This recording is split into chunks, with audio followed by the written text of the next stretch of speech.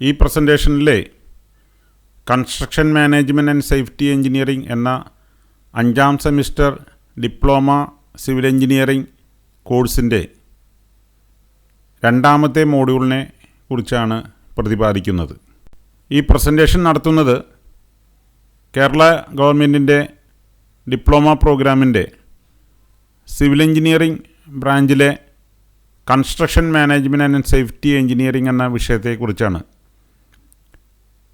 2015 revision syllabus പ്രകാരം 5ാം സെമിസ്റ്ററിലാണ് ഈ വിഷയം ഉള്ളത്. സിലബസിനെ ആസ്പദമാക്കിയും ഈ വിഷയത്തെ സംബന്ധിച്ചുള്ള എൻ്റെ ബുക്കിനെ ആസ്പദമാക്കിയുമാണ് ഇതിൻ്റെ പ്രസൻറ്റേഷൻസ് തയ്യാറാക്കിയിരിക്കുന്നത്. 2ാമത്തെ മോഡ്യൂള് 2 ഭാഗമായിട്ടാണ് തയ്യാറാക്കിയിരിക്കുന്നത്. അതിലെ 1ാമത്തെ ഭാഗമാണിത്. പാർട്ട് 1 കവർ ചെയ്യുന്നത് ടെൻഡർ ആൻഡ് കോൺട്രാക്റ്റ് എന്നീ വിഷയങ്ങളാണ്. ഇതിൻ്റെ കണ്ടൻസ് ഒന്ന് tender, types of tender, tender notice, documents of the tender എന്നീ വിഷയങ്ങളാണ് ആദ്യത്തെ ഭാഗമായിട്ട് വരുന്നത്. അതിൽ 2ാമത്തെ ടൈറ്റില് കോൺട്രാക്റ്റും കോൺട്രാക്റ്റ് എഗ്രിമെൻറ്റിനെ സംബന്ധിച്ച കാര്യങ്ങളാണ്. Types of contract, conditions for validity of the contract തുടങ്ങിയ വിഷയങ്ങളാണ് 2ാമത്തെ ടോപ്പിക്കായിട്ട് ഈ സ്ലൈഡിൽ കവർ ചെയ്യുന്നത്. ഈ സ്ലൈഡിൽ കവർ ചെയ്യുന്ന ടോപ്പിക്സ് ഒന്ന് ടെൻഡറാണ്. ടെൻഡർ എന്ന് പറയുന്നതിൻ്റെ മലയാളം വേർഡ് ദർഗാസ് എന്നാണ്. ടെൻഡർ എന്ന വേർഡ് എല്ലാവർക്കും വളരെ സുപരിചിതമായിട്ടുള്ള ഒന്നാണ്. നമ്മൾ പേപ്പറിലൊക്കെ അനേകം ടെൻഡർ നോട്ടീസുകൾ കാണുന്നതാണ്. എന്താണ് ടെൻഡർ എന്ന് പറഞ്ഞാൽ? Tender is an offer to do a job or a service based on certain terms and conditions. ചില ടേംസ് ആൻഡ് കണ്ടീഷൻസിൻ്റെ അടിസ്ഥാനത്തിൽ ഒരു ജോലിയോ ഒരു സേവനമോ അല്ലെങ്കിൽ സപ്ലൈ ഓഫ് മെറ്റീരിയലോ നടത്തുന്നതിനുള്ള ഒരു ഓഫറാണ് ടെൻഡർ എന്ന് വിളിക്കുന്നത്. ടെൻഡറിലെ പ്രധാനമായിട്ട് വരുന്ന ടെൻഡർ ഡോക്യുമെൻറ്റ്സ് ഒന്ന് ടെൻഡർ ഫോമാണ്, മറ്റൊന്ന് ടെൻഡർ ഷെഡ്യൂൾ, പിന്നെ rates, terms and conditions. Tender സമർപ്പിക്കുന്നതിനോട് കൂടി ഒരു പ്രിലിമിനറി അഗ്രിമെൻ്റ് കൂടെ സമർപ്പിക്കേണ്ടതായിട്ടുണ്ട്. മറ്റൊന്ന് copy of the tender notice. Tender നോട്ടീസിൻ്റെ ഒരു കോപ്പി കൂടെ ടെൻഡർ ഡോക്യുമെൻറ്റ്സിൻ്റെ കൂടെ ഉണ്ടായിരിക്കും. പിന്നെയുള്ളത് കോൺട്രാക്ടറുടെ ഡീറ്റെയിൽസ് എഴുതുന്ന ഒരു ഭാഗമാണ്, ഡീറ്റെയിൽസ് അബൌട്ട് ദി കോൺട്രാക്ടർ. ഇത്രയും കാര്യങ്ങളാണ് ഒരു ടെൻഡർ സമർപ്പിക്കുമ്പോൾ അതിനോടുകൂടെ ഉണ്ടായിരിക്കേണ്ടത്. ഓരോ ഡിപ്പാർട്ട്മെൻറ്റിൻ്റെയും ടെൻഡർ ഡോക്യുമെൻറ്റ്സ് അല്പം മാറ്റങ്ങളുണ്ടായിരിക്കാം. എന്നാലും ബേസിക്കലായിട്ടുള്ള ടെൻഡർ ഡോക്യുമെൻറ്റ്സ് ഈ പറഞ്ഞിട്ടുള്ള ഐറ്റംസാണ്. അപ്പോൾ എന്താണ് ഒരു ടെൻഡർ നോട്ടീസ് എന്ന് കൊണ്ട് ഉദ്ദേശിക്കുന്നത്? Tender notice is an open invitation for participating in the tender process. Tender സമർപ്പിക്കാൻ കോൺട്രാക്ടർമാരെ അട്രാക്റ്റ് ചെയ്യുന്നതിന് വേണ്ടി മാധ്യമങ്ങളിൽ കൂടെ പ്രസിദ്ധീകരിക്കുന്ന നോട്ടീസിനെയാണ് ടെൻഡർ നോട്ടീസ് എന്ന് വിളിക്കുന്നത്. ടെൻഡർ നോട്ടീസിൽ ഉണ്ടായിരിക്കേണ്ട ഡീറ്റെയിൽസ് എന്താണെന്ന് വരും സ്ലൈഡുകളിൽ നൽകിയിട്ടുണ്ട്. എന്താണ് വിവിധ തരം ടൈപ്സ് ഓഫ് ടെൻഡർ? പർപ്പസിനെ ആശ്രയിച്ച് നമുക്കതിനെ മെറ്റീരിയൽ സപ്ലൈ ചെയ്യുന്നതിനുള്ള ടെൻഡർ, സർവീസ് ഓഫർ ചെയ്യുന്നതിനുള്ള ടെൻഡർ, അല്ലെങ്കിൽ ഒരു ജോബ് അല്ലെങ്കിൽ ടാസ്ക് ചെയ്യുന്നതിനുള്ള ടെൻഡർ എന്നിങ്ങനെ 3ആയിട്ട് തരംതിരിക്കാം. സപ്ലൈ ഓഫ് മെറ്റീരിയൽസ്, ഏതെങ്കിലും ഡിപ്പാർട്ട്മെൻറ്റിലേക്ക് എന്തെങ്കിലും കൺസ്ട്രക്ഷൻ മെറ്റീരിയൽസോ എക്യുപ്മെൻറ്റ്സോ മെഷീനറിയോ സപ്ലൈ ചെയ്യുന്നതിന് വേണ്ടിയിട്ടുള്ള ഒരു ടെൻഡർ. ഇപ്പോൾ ഒരു ഓഫീസിലേക്ക് എയർ കണ്ടീഷണേഴ്സ് സപ്ലൈ ചെയ്യുന്നതിനുള്ള ടെൻഡർ, അല്ലെങ്കിൽ ഒരു വർക്ക്ഷോപ്പിലേക്ക് ലെയ്ത്ത് സപ്ലൈ ചെയ്യുന്നതിനുള്ള ടെൻഡർ, അതല്ലെങ്കിൽ കൺസ്ട്രക്ഷൻ മെറ്റീരിയൽസ് ഏതെങ്കിലും ആവശ്യമുണ്ടെങ്കിൽ അത് സപ്ലൈ ചെയ്യുന്നതിനുള്ള ടെൻഡർ. അങ്ങനെ പല രീതിയിലുള്ള ടെൻഡേഴ്സ് ഉണ്ടായിരിക്കാം. അപ്പോൾ ആദ്യത്തെ ഒരു കാറ്റഗറി എന്ന് പറയുന്നത് മെറ്റീരിയൽ സപ്ലൈക്കുള്ള ടെൻഡറാണ്. ഇപ്പോൾ സൂവിലുള്ള ആനിമൽസിന് ഫുഡ് സപ്ലൈ ചെയ്യാനായിട്ടുള്ളൊരു ടെൻഡർ, അതൊരു മെറ്റീരിയൽ സപ്ലൈക്കുള്ള ടെൻഡറാണ്. മറ്റൊന്ന് ഒരു സർവീസ് ഓഫർ ചെയ്യുന്നതിന് വേണ്ടിയിട്ടുള്ള ടെൻഡർ. ഇപ്പോൾ മിക്ക ഡിപ്പാർട്ട്മെൻറ്റിലും ഡിപ്പാർട്ട്മെൻറ്റ് വെഹിക്കിൾസ് ഇല്ല. ബാങ്കുകളിലും ഡിപ്പാർട്ട്മെൻറ്റിലും ഇലക്ട്രിസിറ്റി ബോർഡിലൊക്കെ അധികം ഉപയോഗിക്കുന്നത് ഹയർ ചെയ്യുന്ന വെഹിക്കിൾസാണ്. അപ്പോൾ വാഹനങ്ങളുടെ സേവനം നൽകുന്നതിന് വേണ്ടിയിട്ടുള്ള ഒരു ടെൻഡർ. അതുപോലെ തന്നെ കൊറിയർ സർവീസ്, ബാങ്കുകളിലൊക്കെ ഉള്ള മെയില് PNT വഴിക്കല്ല, പോസ്റ്റൽ ടെലിഗ്രാഫ് വഴിക്കല്ല പലപ്പോഴും അയക്കുന്നത്, പ്രൈവറ്റ് കൊറിയർ സർവീസുകൾ വഴിക്കാണ്. അപ്പോൾ അങ്ങനെയുള്ളൊരു കൊറിയർ സർവീസ് നൽകുന്നതിനുള്ള ടെൻഡർ. അങ്ങനെയുള്ള വിവിധമായ സേവനങ്ങൾക്ക് വേണ്ടി ടെൻഡർ ക്ഷണിക്കാറുണ്ട്. മറ്റൊന്ന് ജോലികൾ ചെയ്യുന്നതിനുള്ള, പ്രധാനമായിട്ടും കൺസ്ട്രക്ഷൻ ജോലികൾ ചെയ്യുന്നതിന് വേണ്ടിയിട്ടുള്ള ടെൻഡർ. ഒരു ബിൽഡിങ് കൺസ്ട്രക്ട് ചെയ്യുന്നതിന്, പാലം കൺസ്ട്രക്ട് ചെയ്യുന്നതിന്, റോഡ് കൺസ്ട്രക്ട് ചെയ്യുന്നതിന്, അങ്ങനെയുള്ള ടെൻഡർ. അത്തരം ടെൻഡറുകളിൽ മെറ്റീരിയൽ സപ്ലൈ അടക്കമായിരിക്കും ടെൻഡർ നടത്തുന്നത്. ചില സന്ദർഭങ്ങളിൽ മെറ്റീരിയൽ സപ്ലൈ വേറെയും അതുപയോഗിച്ചുകൊണ്ടുള്ള കൺസ്ട്രക്ഷൻ വേറെയായിട്ട് രണ്ടായിട്ടായിരിക്കും ഒറ്റ ടെൻഡറിൽ തന്നെ നടത്തുന്നത്.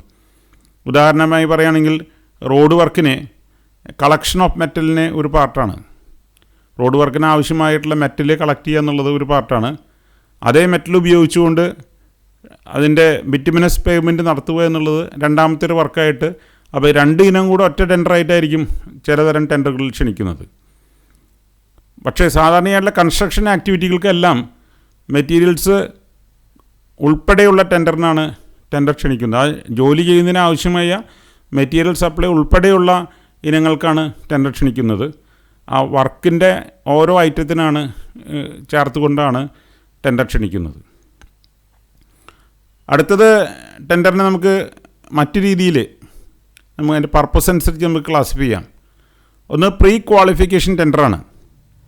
ഇത് വലിയ പദ്ധതികൾക്ക് അതല്ലെങ്കിൽ പ്രത്യേക എക്സ്പെർട്ടീസ് ആവശ്യമുള്ള പദ്ധതികൾക്കാണ് ഈ പ്രീ ക്വാളിഫിക്കേഷൻ ടെൻഡർ നടത്തുന്നത്.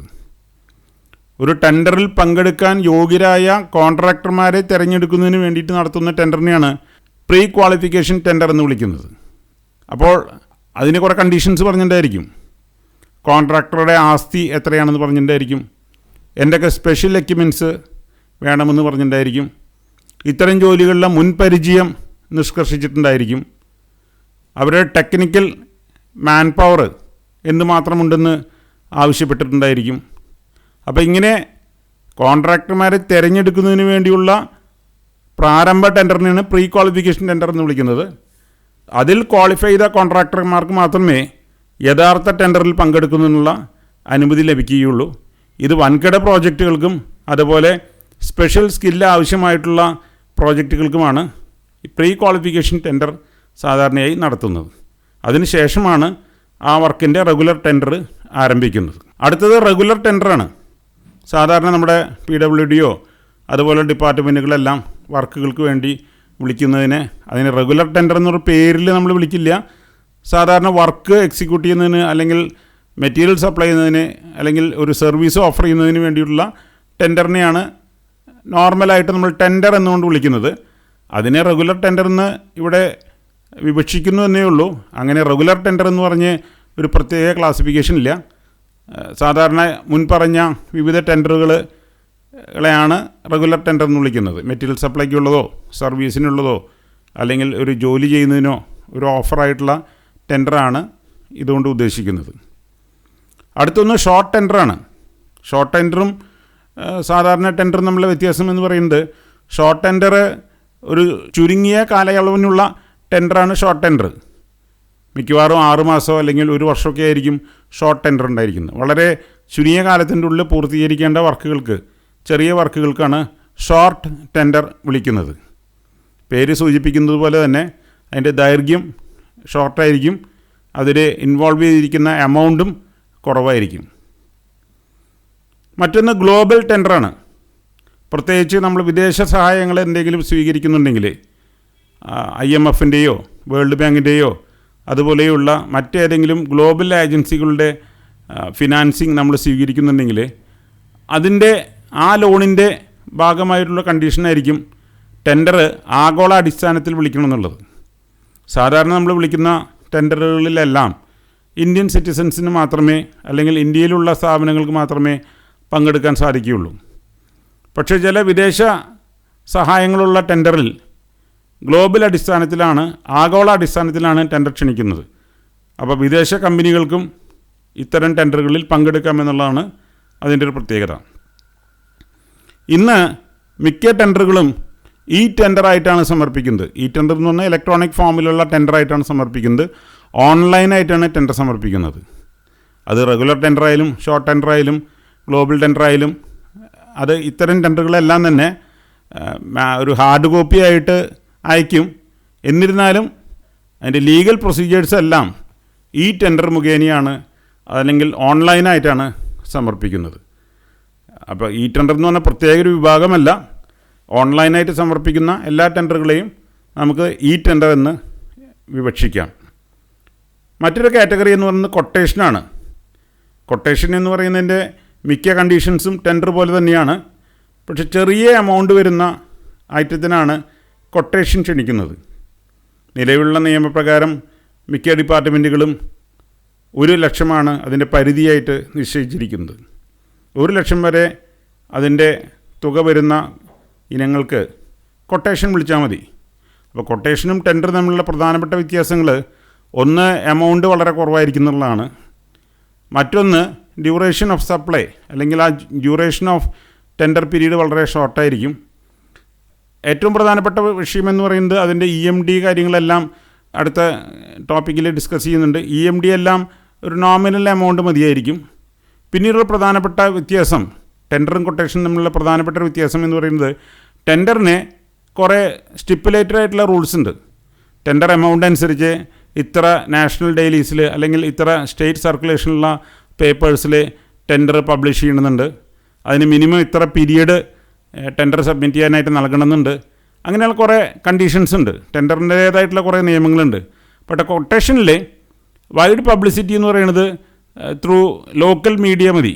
ലോക്കൽ മീഡിയ എന്ന് പറഞ്ഞിട്ടുണ്ടെങ്കിൽ അടുത്തുള്ള സർക്കാർ ഓഫീസുകളിൽ, അതല്ലെങ്കിൽ നമുക്ക് നേരിട്ട് വേണമെങ്കിൽ പൊട്ടൻഷ്യലായിട്ടുള്ള സപ്ലയേഴ്സിന് കൊട്ടേഷൻസ് അയച്ചു കൊടുക്കാം. ഒരു കോമ്പറ്റീഷൻ ഉണ്ടെന്ന് നമ്മൾ ഉറപ്പ് വരുത്തുന്നത് മാത്രമേ ഉള്ളൂ. അല്ലെങ്കിൽ ഒരു പബ്ലിസിറ്റി നൽകിയിട്ടെന്ന് ഉറപ്പ് വരുത്തുന്നത് മാത്രമേ ഉള്ളൂ. അത് പേപ്പർ ദ്വാരാ വളരെ വിശദമായിട്ടുള്ള പബ്ലിസിറ്റി നൽകണമെന്ന് നിർബന്ധമില്ല. സാധാരണയായിട്ട് കൊട്ടേഷൻസ് ഇൻവൈറ്റ് ചെയ്യുമ്പോൾ അവിടെ അടുത്തുള്ള സർക്കാർ ഓഫീസുകളിൽ, പ്രത്യേകിച്ച് പബ്ലിക് കൂടുതൽ വരുന്ന വില്ലേജ് ഓഫീസ് അങ്ങനെയുള്ള ഇടങ്ങളിലാണ് കൊട്ടേഷൻ നോട്ടീസുകൾ പ്രസിദ്ധീകരിക്കുന്നത്.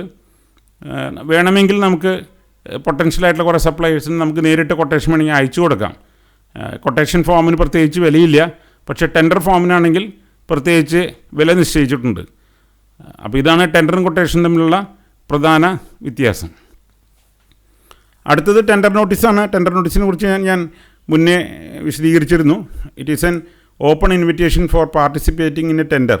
ഒരു ടെൻഡറിൽ പങ്കെടുക്കാനായിട്ട് കോൺട്രാക്ടർമാരെ ക്ഷണിച്ചുകൊണ്ട് പത്രം മുഖേനയോ അതും അല്ലെങ്കിൽ മറ്റ് ഇലക്ട്രോണിക്സ് മീഡിയ മുഖേനയോ നൽകുന്ന ഒരു ഓപ്പൺ ഇൻവിറ്റേഷനെയാണ് ടെൻഡർ നോട്ടീസ് എന്ന് വിളിക്കുന്നത്. അടുത്തൊരു ടേം ടെൻഡറിൽ വരുന്നത് PAC എന്ന് പറയുന്ന ടേമാണ്. PAC എന്ന് പറഞ്ഞാൽ പ്രോബബിൾ എമൗണ്ട് ഓഫ് കോൺട്രാക്റ്റ്. അതിൻ്റെ മലയാളം പേര് അടങ്കൽ തുക എന്നുള്ളതാണ്. സാധാരണ ഒരു ടെൻഡർ ഇൻവൈറ്റ് ചെയ്യുമ്പോൾ ആ പ്രോജക്റ്റിൻ്റെ ഒരു ഡീറ്റെയിൽ പ്രോജക്റ്റ് റിപ്പോർട്ട് തയ്യാറാക്കിയിരിക്കും. ആ ഡീറ്റെയിൽ പ്രോജക്റ്റ് റിപ്പോർട്ടിൻ്റെ ഭാഗമായിട്ട് ഒരു ഡീറ്റെയിൽ എസ്റ്റിമേറ്റ് തയ്യാറാക്കിയിരിക്കും. ആ ഡീറ്റെയിൽ എസ്റ്റിമേറ്റ് തയ്യാറാക്കുന്നത് ഡിപ്പാർട്ട്മെൻറ്റിൽ നിലവിലുള്ള റേറ്റ് അനുസരിച്ചാണ്. അപ്പോൾ ഡിപ്പാർട്ട്മെൻറ്റ് റേറ്റ് അനുസരിച്ച് ഇപ്പോൾ പ്രപ്പോസ് ചെയ്യുന്ന പ്രോജക്റ്റിന് അതിൽ തന്നിരിക്കുന്ന ഡിസൈനും ഡ്രോയിങ് അനുസരിച്ച് ടോട്ടൽ എസ്റ്റിമേറ്റ് തുക എത്രയാണെന്ന് ഒരു ടെൻഡർ നോട്ടീസിൽ പറഞ്ഞിരിക്കും. ആ ടോട്ടൽ എക്സ്പെക്റ്റഡ് എമൗണ്ടിനെയാണ് പ്രോബബിൾ എമൗണ്ട് ഓഫ് കോൺട്രാക്റ്റ് എന്ന് വിളിക്കുന്നത്. നിലവിലുള്ള ഡ്രോയിങ്ങും ഡിസൈനും അനുസരിച്ച്, നിലവിലുള്ള ഡിപ്പാർട്ട്മെൻറ്റൽ റേറ്റ് അനുസരിച്ച് ഈ DPRൽ ഈ പ്രോജക്റ്റിൻ്റെ ടോട്ടൽ കോസ്റ്റ് എത്രയാണെന്ന് എസ്റ്റിമേറ്റ് ചെയ്തിരിക്കുന്ന എമൗണ്ടിനെയാണ് പ്രോബബിൾ എമൗണ്ട് ഓഫ് കോൺട്രാക്റ്റ് എന്ന് വിളിക്കുന്നത്. ഈ തുക ടെൻഡർ നോട്ടീസിൽ കാണിച്ചിരിക്കും എത്രയാണ് PAC എന്നുള്ളത്. ഇത് പ്രധാനമായിട്ടും സൂചിപ്പിക്കുന്നത് എന്തിനാണെങ്കിൽ കോൺട്രാക്ടേഴ്സിന് ഒരു ഐഡിയ കിട്ടും. 5 കോടി രൂപയുടെ പ്രോജക്റ്റാണ്, 10 കോടി രൂപയുടെ പ്രോജക്റ്റാണെന്ന് പറയുമ്പോൾ വർക്കിൻ്റെ ഡീറ്റെയിൽസിനേക്കാൾ ഉപരിയായി എത്രയുണ്ട് ഈ പ്രോജക്റ്റിൻ്റെ ക്വാണ്ടം ഓഫ് വർക്ക്, അല്ലെങ്കിൽ ഈ പ്രോജക്റ്റിന് അനുവദനീയമായിട്ടുള്ള എമൗണ്ട് എത്രയാണ്, ഡിപ്പാർട്ട്മെൻറ്റിലെ ഇനീഷ്യലായിട്ട് അനുവദിച്ചിരിക്കുന്ന എമൗണ്ട് എത്രയാണെന്നാണ് ഈ സംഖ്യ സൂചിപ്പിക്കുന്നത്. ഒരിക്കലും ടെൻഡർ ഫിക്സ് ചെയ്യുന്നത് ഈ എമൗണ്ടിനല്ല. കോൺട്രാക്ടർമാർ നൽകിയിരിക്കുന്ന എമൗണ്ടിനെ ആശ്രയിച്ചിട്ടാണ് ഏറ്റവും ലോവസ്റ്റ് ആയിട്ടുള്ള, അതല്ലെങ്കിൽ അതിന് നിയമങ്ങൾക്ക് വിധേയമായിട്ട് അനുവദിക്കുന്ന എമൗണ്ട്. പക്ഷേ ടെൻഡർ നോട്ടീസിനകത്ത് ഈ PSC കാണിച്ചു കഴിഞ്ഞാൽ കോൺട്രാക്ടേഴ്സിൻ്റെ ഒരു ഐഡിയ കിട്ടും എത്രമാത്രം എമൗണ്ട് ഇൻവോൾവ് ആണ് ഈ പ്രോജക്റ്റിൽ എന്നുള്ളത്. അതിനുവേണ്ടി മാത്രമാണ് PSC ഈ ടെൻഡർ നോട്ടീസിനകത്ത് നൽകുന്നത്. ടെൻഡർ നോട്ടീസിൽ നൽകുന്ന മറ്റൊരു ഐറ്റമാണ് EMD എന്ന് പറയുന്നത്. EMD എന്ന് പറഞ്ഞാൽ earnest money deposit. Earnest money deposit എന്നാൽ ടെൻഡർ സമർപ്പിക്കുമ്പോൾ ടെൻഡറിനോട് കൂടി കെട്ടിവെക്കേണ്ട എമൗണ്ടിനെയാണ് EMD എന്ന് വിളിക്കുന്നത്. എന്തിനാണ് EMD സമർപ്പിക്കേണ്ട സാഹചര്യം എന്നാൽ ഈ കോൺട്രാക്ടർക്ക് യഥാർത്ഥമായിട്ടുള്ള ഇൻട്രസ്റ്റ് ഉണ്ടോ ഈ ജോലി ഏറ്റെടുക്കാനായിട്ട് എന്ന് ഉറപ്പുവരുത്തുന്നതിന് വേണ്ടിയിട്ടാണ് ഈ EMD കെട്ടിവെക്കണമെന്ന് പറയുന്നത്. അതുപോലെ തന്നെ അനാവശ്യമായിട്ടുള്ള മത്സരങ്ങൾ ഒഴിവാക്കുന്നതിന് വേണ്ടിയിട്ട് ഒറ്റ സംഖ്യയും കെട്ടിവെക്കേണ്ടെങ്കിൽ പങ്കെടുക്കുന്ന കോൺട്രാക്ടർമാരുടെ എണ്ണം വളരെ കൂടുതലായിരിക്കും. ഇപ്പോൾ ഇലക്ഷന് നിൽക്കുമ്പോൾ പോലും ഒരു എമൗണ്ട് കെട്ടിവെക്കുന്നുണ്ടല്ലോ, കെട്ടിവെക്കുന്ന തുക എന്ന് പറയുന്നില്ലേ. അതുപോലെ തന്നെ യഥാർത്ഥ ഇൻട്രസ്റ്റിലാണ് ഈ കോൺട്രാക്ടർ ഈ മത്സരത്തിൽ പങ്കെടുക്കുന്നതെന്ന് ഉറപ്പുവരുത്തുന്നതിന് വേണ്ടി സമർപ്പിക്കുന്ന എമൗണ്ടിനെയാണ് EMD എന്ന് വിളിക്കുന്നത്. The amount deposited along with the tender in order to ensure the earnestness of the contractor in participating in the tender. അതിനെയാണ് EMD എന്ന് വിളിക്കുന്നത്. EMD സാധാരണയായി 2.5%. PSCയുടെ 2.5%മാണ് EMD ആയിട്ട് കളക്ട് ചെയ്യുന്നത്. അതെല്ലാ ഡിപ്പാർട്ട്മെൻറ്റിലും ഒരുപോലെ ആയിരിക്കണമെന്നില്ല. എന്നാലും ജനറലായിട്ട് പറയുകയാണെങ്കിൽ PSCയുടെ 2.5%മാണ് അപ്രോക്സിമേറ്റ്ലി EMD ആയിട്ട് കളക്ട് ചെയ്യുന്നത്.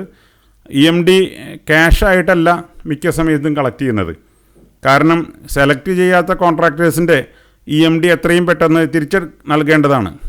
പക്ഷേ ക്യാഷായിട്ട് കളക്ട് ചെയ്തിട്ടുണ്ടെങ്കിൽ തിരിച്ച് നൽകാനായിട്ട് പരിമിതികളുണ്ട്, ചില പ്രൊസീജിയേഴ്സ് കീപ്പ് ചെയ്യേണ്ടതുണ്ട്. അതുകൊണ്ട് സാധാരണ EMD ഏതെങ്കിലും ഗവൺമെൻറ് സെക്യൂരിറ്റി ആയിട്ടാണ് സ്വീകരിക്കുന്നത്. ഒന്നെങ്കിൽ അതൊരു DD ആയിരിക്കും, അതല്ലെങ്കിൽ ഏതെങ്കിലും ഗവൺമെൻറ് ബോണ്ടായിരിക്കും. ഗവൺമെൻറ് നൽകുന്ന വിവിധ ബോണ്ടുകൾ ഏതെങ്കിലും ഈ എക്സിക്യൂട്ടീവ് എഞ്ചിനീയറോ ആരാണോ ടെൻഡർ ഇൻവൈറ്റ് ചെയ്തിരിക്കണമെങ്കിൽ ഈ DDയോ അല്ലെങ്കിൽ ഗവൺമെൻറ് സെക്യൂരിറ്റി ബോണ്ടുകളോ അതുപോലെയുള്ള ഏതെങ്കിലും മണി ട്രാൻസാക്ട് ചെയ്യാൻ ഉപയോഗിക്കുന്ന ഡോക്യുമെൻറ്റുകളോ ആണ് ആരാണ് ടെൻഡർ ഇൻവൈറ്റ് ചെയ്യുന്ന ഓഫീസർ അദ്ദേഹത്തിൻ്റെ പേരിലേക്ക് പ്ലഡ്ജ് ചെയ്തുകൊണ്ടാണ് EMD സമർപ്പിക്കുന്നത്. അപ്പോൾ അതിനുള്ള അഡ്വാൻറ്റേജ് എന്താണെങ്കിൽ സെലക്ട് ചെയ്തില്ലെങ്കിൽ അതേ ഡോക്യുമെൻറ്റ്സ് അവർക്ക് വേണമെങ്കിൽ തിരിച്ചു നൽകാം. അതേ EMD ആയിട്ട് സമർപ്പിച്ച ഡോക്യുമെൻറ്റ് അവർക്ക് തിരിച്ചു നൽകാം.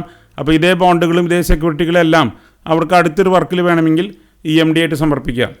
ക്യാഷായിട്ട് സമർപ്പിച്ചാൽ അത് ട്രാൻസാക്ട് ചെയ്യാൻ ബുദ്ധിമുട്ടുണ്ട്, അത് ട്രഷറിയിൽ അടയ്ക്കണം, പിന്നെ അത് തിരിച്ചു നൽകണമെങ്കിൽ ട്രഷറിയിൽ നിന്ന് വിഡ്രോ ചെയ്യണം. അതുകൊണ്ട് ലിക്വിഡ് ക്യാഷായിട്ടല്ല EMD കളക്ട് ചെയ്യുന്നത്, ഏതെങ്കിലും ഗവൺമെൻറ് സെക്യൂരിറ്റി ബോണ്ട്സ് ആയിട്ടായിരിക്കും EMD കളക്ട് ചെയ്യുന്നത്. ഒന്നുകിൽ DD ആയിരിക്കും, അതല്ലെങ്കിൽ മറ്റേതെങ്കിലും സെക്യൂരിറ്റി ബോണ്ട്സ് ആയിരിക്കും EMD ആയിട്ട് കളക്ട് ചെയ്യുന്നത്. ഈ സ്ലൈഡിൽ നമ്മൾ ഡിസ്കസ് ചെയ്യുന്നത് ഒബ്ജക്റ്റീവ്സ് ഓഫ് ടെൻഡറിങ് എന്ന വിഷയമാണ്. ഒരു ടെൻഡറിങ് നടത്തുന്നതിൻ്റെ ഒബ്ജക്റ്റീവ്സ് എന്തൊക്കെയാണെന്നുള്ളതാണ്. ഇത് പരീക്ഷയ്ക്ക് പലപ്പോഴും ഒരു ക്വസ്റ്റ്യനായിട്ട് ചോദിക്കാറുണ്ട്, എന്തിനു വേണ്ടിയാണ് ഒരു ടെൻഡർ ഇൻവൈറ്റ് ചെയ്യുന്നതെന്നുള്ളത്. നമ്മളൊരു ജനാധിപത്യ രാജ്യത്താണ് ജീവിക്കുന്നത്. ഒരു ജനാധിപത്യ സംവിധാനത്തിൽ ചെയ്യുന്ന കാര്യങ്ങളെല്ലാം വളരെ ട്രാൻസ്പാരൻ്റ് ആയിരിക്കണം. അതുപോലെ എല്ലാവർക്കും തുല്യമായ അവകാശം ലഭിക്കണം എന്നുള്ളതാണ് പ്രധാനപ്പെട്ടായിട്ടുള്ളൊരു ഒബ്ജക്റ്റീവ്. അപ്പോൾ ആദ്യത്തെ പോയിൻ്റ് നമുക്ക് ഡിസ്കസ് ചെയ്യാം. To get the work done at the most competitive rate. ഒരു പ്രോജക്റ്റ് ചെയ്യാനുണ്ട്, അതിൻ്റെ PSC ഇത്രയാണെന്ന് കയ്യിൽ കാണിച്ചിട്ടുണ്ടായിരിക്കും. ഇനി കോൺട്രാക്ടേഴ്സ് ഓരോരുത്തരും എത്ര എമൗണ്ടിനെ ഈ ജോലി ചെയ്തു തീർക്കാൻ സന്നദ്ധമാണെന്നുള്ളതാണ് ചോദ്യം. അതിനാണ് ടെൻഡർ ഇൻവൈറ്റ് ചെയ്യുന്നത്. അപ്പോൾ ഒരു പക്ഷേ അതേ എമൗണ്ടിന് തന്നെ ചെയ്യാൻ തയ്യാറായിരിക്കും. ചിലപ്പോൾ അതിനേക്കാൾ കുറഞ്ഞ എമൗണ്ടിന് ചെയ്യാനായിട്ട് ആരെങ്കിലും മുന്നോട്ട് വരാം. ചില കേസുകളിൽ, മിക്ക കേസുകളിലും ഒരു പക്ഷേ ഗവൺമെൻറ് റേറ്റിനേക്കാളും ഉയർന്ന റേറ്റിനായിരിക്കും ഒരു ലോവസ്റ്റ് ആയിട്ടുള്ള എമൗണ്ട് വരുന്നത്. അപ്പോൾ ഏറ്റവും കോമ്പറ്റീറ്റീവായിട്ട് ഒരു മത്സര ബുദ്ധിയോടുകൂടെ കോൺട്രാക്ടർമാർ ഈ ടെൻഡറിൽ പങ്കെടുക്കുമ്പോൾ ഏറ്റവും കുറഞ്ഞ തുകയ്ക്ക് ഒരു പ്രോജക്റ്റ് എക്സിക്യൂട്ട് ചെയ്യാം എന്നുള്ളതാണ് ഒന്നാമത്തെ അഡ്വാൻറ്റേജ്. രണ്ടാമത് to provide a legal cover for the contract. ഒരു നിയമാനുസൃതമായ ഒരു ലീഗൽ ഡോക്യുമെൻ്റാണ് കോൺട്രാക്റ്റ് എന്ന് വിളിക്കുന്നത്. അപ്പോൾ ഒരു ടെൻഡർ വിളിച്ചു, അതിൽ ലോവസ്റ്റ് ആയിട്ടുള്ള അല്ലെങ്കിൽ ആക്സെപ്റ്റബിൾ ആയിട്ടുള്ള ആളെ നമ്മൾ തിരഞ്ഞെടുത്തു, നമ്മളൊരു അഗ്രിമെൻറ്റ് വയ്ക്കും. അപ്പോഴാണ് അതൊരു ലീഗൽ ഡോക്യുമെൻ്റ് ആവുന്നത്.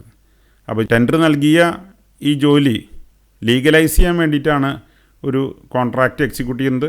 കോൺട്രാക്റ്റ് എക്സിക്യൂട്ട് ചെയ്യണമെങ്കിൽ ഒരു ടെൻഡർ ഇൻവൈറ്റ് ചെയ്തിട്ടുണ്ടായിരിക്കണം. മൂന്നാമത്തെ ഒരു point, to ensure equal opportunities to all. ആദ്യം ഞാൻ സൂചിപ്പിച്ചു, ഒരു ദേശത്തെ എല്ലാ പൗരന്മാർക്കും അവിടെ ഗവൺമെൻറ്റിൻ്റെ എല്ലാ ടെൻഡറുകളും പങ്കെടുക്കുന്നതിനുള്ള ഒരു അവകാശമുണ്ടെന്ന് പറഞ്ഞിട്ടുണ്ടെങ്കിൽ രജിസ്ട്രേഡ് കോൺട്രാക്ടർ ആയിരിക്കണം. അല്ലാതെ ഏത് പൊതുജനത്തിനും ഒരു ടെൻഡർ സമർപ്പിക്കാൻ പറ്റില്ല. ഗവൺമെൻറ് അംഗീകൃത രജിസ്ട്രേഡ് കോൺട്രാക്ടർമാർക്ക്, അപ്പോൾ ആർക്കും വേണമെങ്കിൽ കോൺട്രാക്ട് ലൈസൻസിന് അപ്ലൈ ചെയ്യാം. അതിൻ്റെ നിബന്ധനകൾക്ക് വിധേയമായി ഒരു കോൺട്രാക്ട് ലൈസൻസ് എടുക്കാം. അങ്ങനെയുള്ള കോൺട്രാക്ടർമാർക്ക് ആർക്കും ഒരു മത്സരത്തിൽ, ഒരു ടെൻഡർ നോട്ടീസിൻ്റെ മത്സരത്തിൽ പങ്കെടുക്കാനായിട്ടുള്ള അവസരമുണ്ട്. അപ്പോൾ ഒരു ജനാധിപത്യ സംവിധാനത്തിൽ എല്ലാവർക്കും തുല്യ പരിഗണന നൽകാൻ സാധിക്കുന്നു എന്നുള്ളതാണ് ടെൻഡർ കൊണ്ട് ഉദ്ദേശിക്കുന്നത്. അടുത്തത്, to ensure quality through specifications. ഒരു ടെൻഡർ ഇൻവൈറ്റ് ചെയ്യുമ്പോൾ ലോവസ്റ്റ് എമൗണ്ടിന് വർക്ക് കൊടുക്കുക എന്നുള്ളതല്ല മുഖ്യ ലക്ഷ്യം. സ്പെസിഫിക്കേഷൻസ് വ്യക്തമായിട്ട് പറഞ്ഞിട്ടുണ്ട്. ആ സ്പെസിഫിക്കേഷനാണ് ക്വാളിറ്റി കൺട്രോളിൻ്റെ ആസ്പദമായിട്ടുള്ള ഘടകങ്ങൾ. അതിനനുസരിച്ച് തന്നിരിക്കുന്ന സ്പെസിഫിക്കേഷൻ അനുസരിച്ച് ലോവസ്റ്റ് എമൗണ്ടിന് ആര് ടെൻഡർ സമർപ്പിക്കുന്നു അവരെയാണ് നമ്മൾ സെലക്ട് ചെയ്യുന്നത്. അപ്പോൾ സ്പെസിഫിക്കേഷൻ എന്ന് പറയുന്നത് ക്വാളിറ്റിയുടെ ഒരു യാർഡ് സ്റ്റിക്കാണ്. അപ്പം അങ്ങനെ ക്വാളിറ്റി ഉറപ്പുവരുത്തിക്കൊണ്ട് ലോവസ്റ്റ് എമൗണ്ടിന് ആര് ജോലി ചെയ്ത് തീർക്കാൻ സന്നദ്ധമാണെന്നുള്ളതാണ് അടുത്ത ഒരു point. Next point, it ensures transparency in public works. നമ്മളിപ്പോൾ പലപ്പോഴും ചർച്ച ചെയ്യുന്നതാണ് പബ്ലിക് സെക്ടറിൽ അല്ലെങ്കിൽ ഗവൺമെൻറ്റിൽ ട്രാൻസ്പാരൻസി കുറവാണെന്നുള്ളത്. അപ്പോൾ എത്ര തുകയ്ക്കാണ് ഈ ടെൻഡർ നൽകിയത്, ഈ പ്രോജക്റ്റ് എത്ര തുകയ്ക്കാണ് നൽകിയതെന്ന് എല്ലാവർക്കും മനസ്സിലാക്കുന്നതിന് വേണ്ടിയും അതായിരുന്നു ഏറ്റവും കുറഞ്ഞ തുക എന്ന് മനസ്സിലാക്കുന്നതിന് വേണ്ടിയാണ് ടെൻഡർ വിളിക്കുന്നത്. അപ്പോൾ ഗവൺമെൻറ്റിൻ്റെ ഫണ്ട്, ഗവൺമെൻറ്റിൻ്റെ പൊതുമുതൽ ശരിയായ രീതിയിലാണ് ഉപയോഗിക്കുന്നതെന്ന് ഉറപ്പുവരുത്തുന്നതിന് കൂടിയാണ് ടെൻഡർ ഇൻവൈറ്റ് ചെയ്യുന്നത്. Next, it gives A realistic picture about the amount involve. ഒരിക്കലും ഒരു ടെൻഡർ വിളിച്ച് അതിൽ റേറ്റുകൾ കോട്ട് ചെയ്ത് കഴിഞ്ഞിട്ടുണ്ടെങ്കിൽ പിന്നീട് മാർക്കറ്റിൽ വരുന്ന വേരിയേഷൻസ് ഒന്നും, പ്രൈസ് എസ്കലേഷൻസ് ഒന്നും സാധാരണഗതിയിൽ ഈ വർക്കിന് ബാധകമല്ല. അപ്പോൾ എത്ര എമൗണ്ടിനാണ് ഈ ടെൻഡർ ഇൻവൈറ്റ് ചെയ്തത്, അതിന് എത്ര എമൗണ്ടിനാണ് കോൺട്രാക്ടർ സമ്മതിച്ചതെന്ന് വളരെ വ്യക്തമായിട്ട് നമുക്കറിയാം. അതുകൊണ്ട് തന്നെ പ്രോജക്റ്റ് കോസ്റ്റ് എത്രയാണെന്ന് വളരെ വ്യക്തമായിട്ട് നമുക്ക് ടെൻഡർ നൽകുന്ന സമയത്ത് തന്നെ, അല്ലെങ്കിൽ കോൺട്രാക്റ്റ് എക്സിക്യൂട്ട് ചെയ്യുന്ന സമയത്ത് തന്നെ എത്ര എമൗണ്ടിനായിരിക്കും ഈ പ്രോജക്റ്റ് അവസാനിക്കുക എന്നുള്ളത് വ്യക്തമായിട്ടൊരു ധാരണ നമുക്ക് ലഭിക്കുന്നതാണ്. നെക്സ്റ്റ് പോയിൻ്റ് എന്ന് പറയുന്നത്, project cost does not get affected by price escalation. സർക്കാർ ടെൻഡറുകളിൽ വിലവർധന കണക്കിലാക്കി നൽകുന്നില്ല. ഒരിക്കലൊരു ടെൻഡറിൻ്റെ എമൗണ്ട് കോൺട്രാക്റ്റിൽ എക്സിക്യൂട്ട് ചെയ്ത് കഴിഞ്ഞിട്ടുണ്ടെങ്കിൽ ആ എമൗണ്ട് മാത്രമേ കോൺട്രാക്ടർക്ക് ലഭിക്കുകയുള്ളൂ. അപ്പോൾ പിന്നീട് വരുന്ന വില വർധനയോ അല്ലെങ്കിൽ വില കുറവോ ഈ പ്രോജക്റ്റിൻ്റെ ടോട്ടൽ കോസ്റ്റിനെ ബാധിക്കില്ല എന്നുള്ളതാണ് മറ്റൊരു അഡ്വാൻറ്റേജ്. നെക്സ്റ്റ് പോയിൻ്റ് എന്ന് പറയുന്നത്, it gives publicity for project being carried out. ഇങ്ങനെ ടെൻഡർ ഇൻവൈറ്റ് ചെയ്യുമ്പോൾ പൊതുജനങ്ങൾക്കെല്ലാം ഒരു സാമാന്യ ബോധ്യം ഉണ്ടായിരിക്കും ഇങ്ങനെയൊരു പ്രോജക്റ്റ് നടക്കാൻ പോവുകയാണെന്ന്. ഒരു പൊതു പ്രോജക്റ്റ്, ഒരു പബ്ലിക് പ്രോജക്റ്റ് നടക്കാൻ പോവുകയാണ് എന്ന് പൊതുജനങ്ങൾക്കുള്ളൊരു ഇൻഫർമേഷൻ കൂടിയാണ് ഒരു ടെൻഡർ ഇൻവൈറ്റ് ചെയ്യുന്നതിലൂടെ നമുക്ക് സാധ്യമാകുന്നത്. Next, helps in public audit. നമ്മൾ സോഷ്യൽ ഓഡിറ്റ് എന്നൊക്കെ പറയും, അല്ലെങ്കിൽ പബ്ലിക് ഓഡിറ്റ് എന്നൊക്കെ പറയും. വളരെ സുതാര്യമാണ് എത്ര എമൗണ്ടിനാണ് ഈ ടെൻഡർ നൽകിയിരിക്കുന്നതെന്ന്. ടെൻഡർ കഴിഞ്ഞാൽ എഗ്രിമെൻറ്റ് എക്സിക്യൂട്ട് ചെയ്യുമ്പോൾ തന്നെ പൊതുജനങ്ങൾക്ക് എല്ലാവർക്കും അറിയാൻ സാധിക്കും എത്രയാണ് ഈ പ്രോജക്റ്റിൻ്റെ ടോട്ടൽ കോസ്റ്റ് ഇൻവോൾവ് ചെയ്തിരിക്കുന്നത് എന്ന്. Last point, to fulfil the statutory conditions in financial code. എല്ലാ സംസ്ഥാനങ്ങൾക്കും എല്ലാ ഗവൺമെൻറ്റിനും അതിൻ്റെ ഒരു ഫിനാൻഷ്യൽ കോഡുണ്ട്. എങ്ങനെയാണ് സാമ്പത്തിക കാര്യങ്ങൾ നടത്തേണ്ടതെന്ന് നിർദ്ദേശിക്കുന്ന ഒരു മാർഗ്ഗരേഖയാണ് ഫിനാൻഷ്യൽ കോഡ് എന്ന് പറയുന്നത്. അതിൽ ചില കണ്ടീഷൻസ് പറഞ്ഞിട്ടുണ്ട്. പൊതു ഖജനാവിൽ നിന്ന് പണം ചിലവാക്കുമ്പോൾ പാലിക്കേണ്ട കണ്ടീഷൻസ് എന്താണെന്ന് പറഞ്ഞിട്ടുണ്ട്. അത് പൂർത്തീകരിക്കുന്നതിന് കൂടി വേണ്ടിയാണ് ടെൻഡർ ഇൻവൈറ്റ് ചെയ്യുന്നത്. ഈ സ്ലൈഡിൽ നമ്മൾ ഡിസ്കസ് ചെയ്യുന്നത് ഒരു ടെൻഡർ നോട്ടീസിൽ ഉണ്ടായിരിക്കേണ്ട എസെൻഷ്യലായിട്ടുള്ള ഡീറ്റെയിൽസ് എന്തൊക്കെയാണെന്നാണ്. ഒരു ടെൻഡർ നോട്ടീസ് പ്രസിദ്ധീകരിക്കുമ്പോൾ താഴെ പറയുന്ന ഡീറ്റെയിൽസ് എല്ലാം അതിനകത്ത് ഉൾക്കൊള്ളിച്ചിരിക്കണം. ഒന്നാമതായി, name of the department or the organisation inviting the tender. ഏത് ഡിപ്പാർട്ട്മെൻറ്റിന് വേണ്ടിയിട്ടാണ്, ഏത് സ്ഥാപനമാണ് ഈ ടെൻഡർ ഇൻവൈറ്റ് ചെയ്യുന്നതെന്ന് തലക്കെട്ടിൽ നൽകിയിരിക്കണം. രണ്ടാമത്, tender notice number and reference and date. എല്ലാ ടെൻഡറിനും ഒരു നമ്പറുണ്ടായിരിക്കും, ടെൻഡർ നോട്ടീസ് നമ്പറുണ്ടായിരിക്കും, അത് പ്രസിദ്ധീകരിച്ച ഡേറ്റ് ഉണ്ടായിരിക്കും. ഇത്തരം കാര്യങ്ങൾ ടെൻഡർ നോട്ടീസിനകത്ത് റെഫറൻസായിട്ട് പറഞ്ഞിരിക്കണം. മൂന്നാമത് നെയിം ഓഫ് ദി വർക്ക്. എല്ലാ വർക്കിനും ഒരു പേരുണ്ടായിരിക്കും. Construction of a bridge at so and so location, അല്ലെങ്കിൽ construction of a building at a particular polytechnic, അല്ലെങ്കിൽ construction of a ward for ഇന്ന ഹോസ്പിറ്റൽ. അപ്പോൾ ആ വർക്കിന് ഒരു ടൈറ്റിൽ ഉണ്ടായിരിക്കും. ഏതൊരു വർക്കിനും ഒരു നെയിം ഓഫ് വർക്ക് അല്ലെങ്കിൽ ടൈറ്റിൽ ഓഫ് ദ വർക്ക് ഉണ്ടായിരിക്കും. അത് ടെൻഡർ നോട്ടീസിൽ കാണിച്ചിരിക്കണം. മറ്റൊന്ന് probable amount of contract, PAC എത്രയാണെന്ന് അതിനകത്ത് കാണിച്ചിരിക്കണം. PAC എന്താണെന്ന് ഞാൻ കഴിഞ്ഞ സ്ലൈഡിൽ പറഞ്ഞു. എത്ര എമൗണ്ട് ഡിപ്പാർട്ട്മെൻറ്റൽ നിരക്കനുസരിച്ച് പ്രതീക്ഷിക്കുന്നു എന്ന് കാണിക്കുന്നതാണ് PAC. PACക്ക് പറയുന്ന മറ്റൊരു വേർഡ് എന്ന് പറയുന്ന അടങ്കൽ തുക എന്നുള്ളതാണ്. EMD എന്താണെന്ന് പറഞ്ഞു. എത്ര എമൗണ്ട് EMD കെട്ടിവെക്കണമെന്നുള്ളത് ടെൻഡർ നോട്ടീസിനകത്ത് കാണിച്ചിരിക്കണം. പിന്നീടുള്ളത് a brief description of the work or service. ഈ സേവനത്തെ അല്ലെങ്കിൽ ജോലിയെ സംബന്ധിച്ച ഒരു വിശദീകരണം അവിടെ നൽകണം.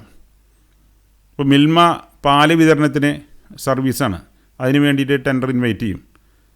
മിൽമ അവരുടെ ഏജൻസി വഴിക്കാണ് കൊടുക്കുന്നത്. പാലിന് ഫിക്സഡ് ആയിട്ടുള്ള വിലയാണ്, അത് ഏജൻസി അവിടെ റെമിറ്റ് ചെയ്യും. പക്ഷേ മിൽമയുടെ പ്ലാന്റിൽ നിന്ന് പാല് ഓരോ ഏജൻറ്റിനും എത്തിച്ചു കൊടുക്കാനാണ് ടെൻഡർ വിളിക്കുന്നത്. അപ്പോൾ ഒരു സേവനമാണ്, അതിന് എത്രയാണ് നിരക്കുകൾ കാര്യങ്ങളെന്നാണ് ഈ ടെൻഡർ നോട്ടീസിൽ കാണിക്കേണ്ടത്. പിന്നീടുള്ളത് അപ്പോൾ സേവനമാണോ ജോലിയാണോ അതിൻ്റെ ഒരു ബ്രീഫ് ഡിസ്ക്രിപ്ഷൻ അതിനകത്ത് കൊടുക്കണം. പിന്നീട് അതിൽ കാണിക്കേണ്ടത് കംപ്ലീഷൻ പീരീഡാണ്. ഈ ദൈർഘ്യം, ഈ വർക്കിനെ അനുവദിച്ചിരിക്കുന്ന ദൈർഘ്യം എത്രയാണെന്ന് അതിനകത്ത് കാണിച്ചിരിക്കണം. പിന്നീട് സ്പെഷ്യൽ കണ്ടീഷൻസ്, പ്രത്യേക കണ്ടീഷൻസ് എന്തെങ്കിലും ഉണ്ടെങ്കിൽ അതിനകത്ത് പറയണം. സാധാരണ ടെൻഡറിനുള്ള കണ്ടീഷൻസ് എല്ലാം ഒരു സ്റ്റേറ്റ് ഗവൺമെൻറ്റിൻ്റെ ടെൻഡറിനുള്ള കണ്ടീഷൻസ് എല്ലാം കോമൺ ആണ്. അതുകൂടാതെ സ്പെഷ്യലായിട്ട് എന്തെങ്കിലും കണ്ടീഷൻസ് നമുക്ക് അതിനകത്ത് സൂചിപ്പിക്കുകയാണെങ്കിൽ ആ സ്പെഷ്യൽ കണ്ടീഷൻസ് എന്താണെന്ന് വളരെ വ്യക്തമായിട്ട് പറയണം. ചില കേസുകളിൽ വളരെ തിരക്കേറിയ റോഡുകളാണെങ്കിൽ ബിറ്റുമിൻ പേയ്മെൻറ്റ് വർക്ക് രാത്രി കാലങ്ങളിലായിരിക്കും ചെയ്യാൻ ഉദ്ദേശിക്കുന്നത്. അത് പ്രത്യേകം കണ്ടീഷൻ അതിനകത്ത് പറയണം. ഇതിൻ്റെ വർക്ക് രാത്രി 8 മണിക്ക് ശേഷം മുതൽ രാവിലെ 6 മണി വരെ ഉള്ള ടൈമിൽ വേണം ചെയ്യാനെന്നുള്ളത്. അതൊരു സ്പെഷ്യൽ കണ്ടീഷനാണ്. രാത്രി കാലങ്ങളിൽ മാത്രമേ ഈ റോഡിൻ്റെ വർക്ക് ചെയ്യാൻ അനുവദിക്കുകയുള്ളൂ എന്നുള്ളത്. അത്തരം സ്പെഷ്യൽ കണ്ടീഷൻസ് എന്തെങ്കിലും ഉണ്ടെങ്കിൽ അതിനകത്ത് നമ്മൾ മെൻഷൻ ചെയ്യണം. പിന്നീട് അതിൽ കാണിക്കേണ്ട മറ്റൊരു ഡീറ്റെയിൽ എന്ന് പറയുന്നത് last date and time of closure of selling of the tender form. നമ്മൾ ഹാർഡ് കോപ്പിയായിട്ട് ടെൻഡർ ഫോം നൽകുന്ന സാഹചര്യങ്ങളിൽ ഒരു നിശ്ചിത സമയം വരെ ടെൻഡർ ഫോം നൽകുള്ളൂ.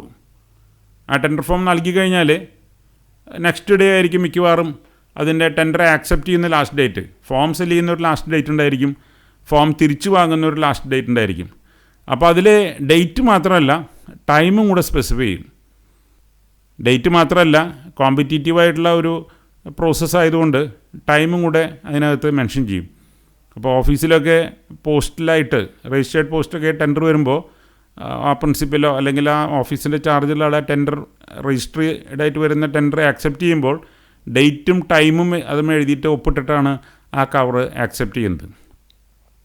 അടുത്തൊരു പ്രധാനപ്പെട്ട ഡീറ്റെയിൽസ് അതിൽ കൊടുക്കുന്നത് date, time and venue of opening the tender. എവിടെ വെച്ച്, എത്രാം തീയതി, എത്ര മണിക്ക്, ആരായിരിക്കും ടെൻഡർ ഓപ്പൺ ചെയ്യുന്നതെന്നുള്ളത് വ്യക്തമായിട്ട് ഈ ടെൻഡർ നോട്ടീസിനകത്ത് പറഞ്ഞിട്ടുണ്ടായിരിക്കണം. അപ്പോൾ സാധാരണ അതിനകത്ത് കാണിച്ചിട്ടുണ്ടായിരിക്കും 25-ാം തീയതി 3 മണിക്ക് എക്സിക്യൂട്ടീവ് എഞ്ചിനീയറുടെ സാന്നിധ്യത്തിൽ PWD ഡിവിഷണൽ ഓഫീസിൽ വെച്ച് ടെൻഡർ തുറക്കുന്നു എന്ന് കാണിച്ചിട്ടുണ്ടായിരിക്കും. അതുപോലെ ഏത് ഓഫീസറാണ് ടെൻഡർ ഇൻവൈറ്റ് ചെയ്യുന്നത് അദ്ദേഹം തന്നെയായിരിക്കും ആ ടെൻഡർ, അല്ലെങ്കിൽ അദ്ദേഹം നിർദ്ദേശിക്കുന്ന ഉദ്യോഗസ്ഥനായിരിക്കും ടെൻഡർ ഓപ്പൺ ചെയ്യുന്നത്. പക്ഷേ സമയവും സ്ഥലവും വ്യക്തമായിട്ട് അതിനകത്ത് ടെൻഡർ നോട്ടീസിനകത്ത് കാണിച്ചിട്ടുണ്ടായിരിക്കണം.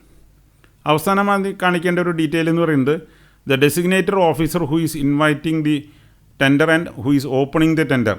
സാധാരണ ആരാണ് ഇൻവൈറ്റ് ചെയ്യുന്നത് അതേ ഓഫീസറിനെ ആയിരിക്കും ടെൻഡർ ഓപ്പൺ ചെയ്യുന്നത്. അപ്പോൾ ആരാണോ ടെൻഡർ ഇൻവൈറ്റ് ചെയ്യുന്നത്, ഏത് ഉദ്യോഗസ്ഥനാണോ ടെൻഡർ ഇൻവൈറ്റ് ചെയ്യുന്നതെന്ന് അതിനകത്ത് കാണിച്ചിട്ടുണ്ടായിരിക്കും.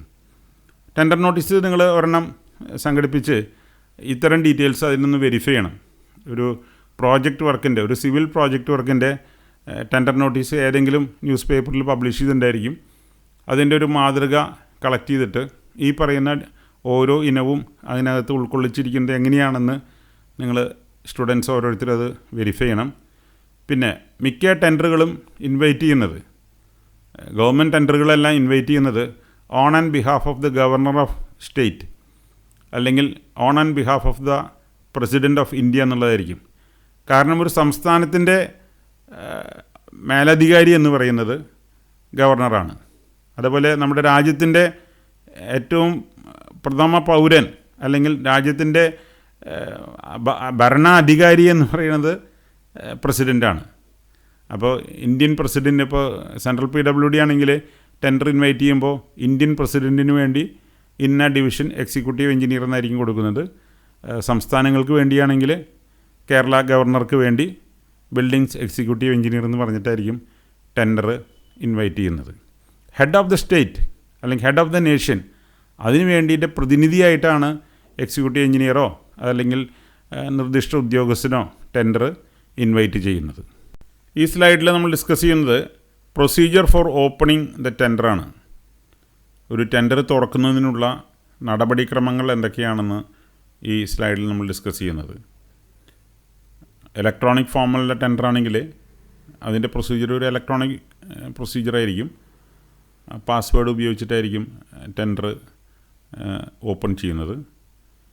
അപ്പോൾ ഏതെങ്കിലും സൈറ്റിലായിരിക്കും ടെൻഡർ സമർപ്പിക്കുന്നത്. അപ്പോൾ ഓട്ടോമാറ്റിക്കായിട്ട് തന്നെ നിശ്ചിത ഡേറ്റിലും നിശ്ചിത സമയത്തിനും ആ സൈറ്റിൽ ടെൻഡർ സമർപ്പിക്കാനുള്ള ഫെസിലിറ്റി അവസാനിച്ചിരിക്കും. പിന്നീട് ടെൻഡർ ഓപ്പൺ ചെയ്യുന്നത് ഇലക്ട്രോണിക് മോഡിലിനെ ആയിരിക്കും. മാനുവലായിട്ട് ടെൻഡർ ഓപ്പൺ ചെയ്യുന്ന മെത്തേഡാണ് ഇവിടെ പ്രധാനമായിട്ടും നമ്മൾ ഡിസ്കസ് ചെയ്യുന്നത്. ഈ ഇലക്ട്രോണിക് ഫോമിൽ ടെൻഡർ സമർപ്പിച്ചാലും അതിൻ്റെ ഒരു കോപ്പി, ഹാർഡ് കോപ്പി എടുത്ത് ഓഫീസിലേക്ക് സമർപ്പിക്കേണ്ടതായിട്ടുണ്ട്. അതിൻ്റെ ടെൻഡറിൽ പറയുന്ന പ്രിലിമിനറി അഗ്രിമെൻ്റ് എക്സിക്യൂട്ടീവ് ഇതുകൊണ്ട് EMD സമർപ്പിച്ചുകൊണ്ട് ഒരു ഹാർഡ് കോപ്പി നിശ്ചിത തീയതിക്കുള്ളിൽ തന്നെ ഓഫീസിൽ ലഭിച്ചിരിക്കണം.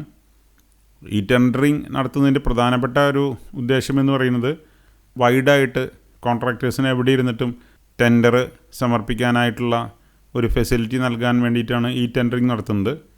മാത്രവുമല്ല, നേരിട്ട് കാണാനുള്ളൊരു സാഹചര്യം ഉണ്ടാകുമ്പോഴാണ് പലപ്പോഴും ഒത്തുകളികൾ നടക്കുന്നത്. അപ്പോൾ അത് ഒഴിവാക്കാൻ വേണ്ടി ആണ് ഈ ടെൻഡറിങ് നടപടിയിലേക്ക് ഗവൺമെൻറ് മുന്നോട്ട് പോയത്.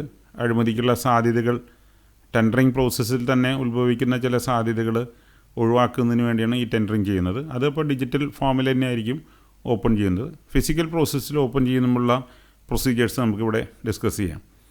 ഒന്ന്, ടെൻഡർ സ്വീകരിക്കുമ്പോൾ രജിസ്റ്റേർഡായിട്ട് പോസ്റ്റിലായിരിക്കും ചിലപ്പോൾ ടെൻഡർ വരുന്നത്. പഴയ രീതിയിലാണെങ്കിൽ PWDയിലെ എല്ലാ ഓഫീസുകളിലും ഡിവിഷൻ ഓഫീസിലെല്ലാം ടെൻഡർ ബോക്സ് എന്ന് പറഞ്ഞിട്ട് ഒരു ബോക്സ് ഉണ്ട്. ആ ബോക്സ് ലോക്കിട്ട് ആ ലോക്ക് സീൽ ചെയ്ത് വെച്ചിരിക്കും. അപ്പോൾ ആ ടെൻഡർ ബോക്സിനകത്താണ് കോൺട്രാക്ടർമാർ ടെൻഡർ സമർപ്പിക്കുന്നത്. അതല്ലെങ്കിൽ രജിസ്റ്റേർഡ് പോസ്റ്റായിട്ടായിരിക്കും ടെൻഡർ വരുന്നത്.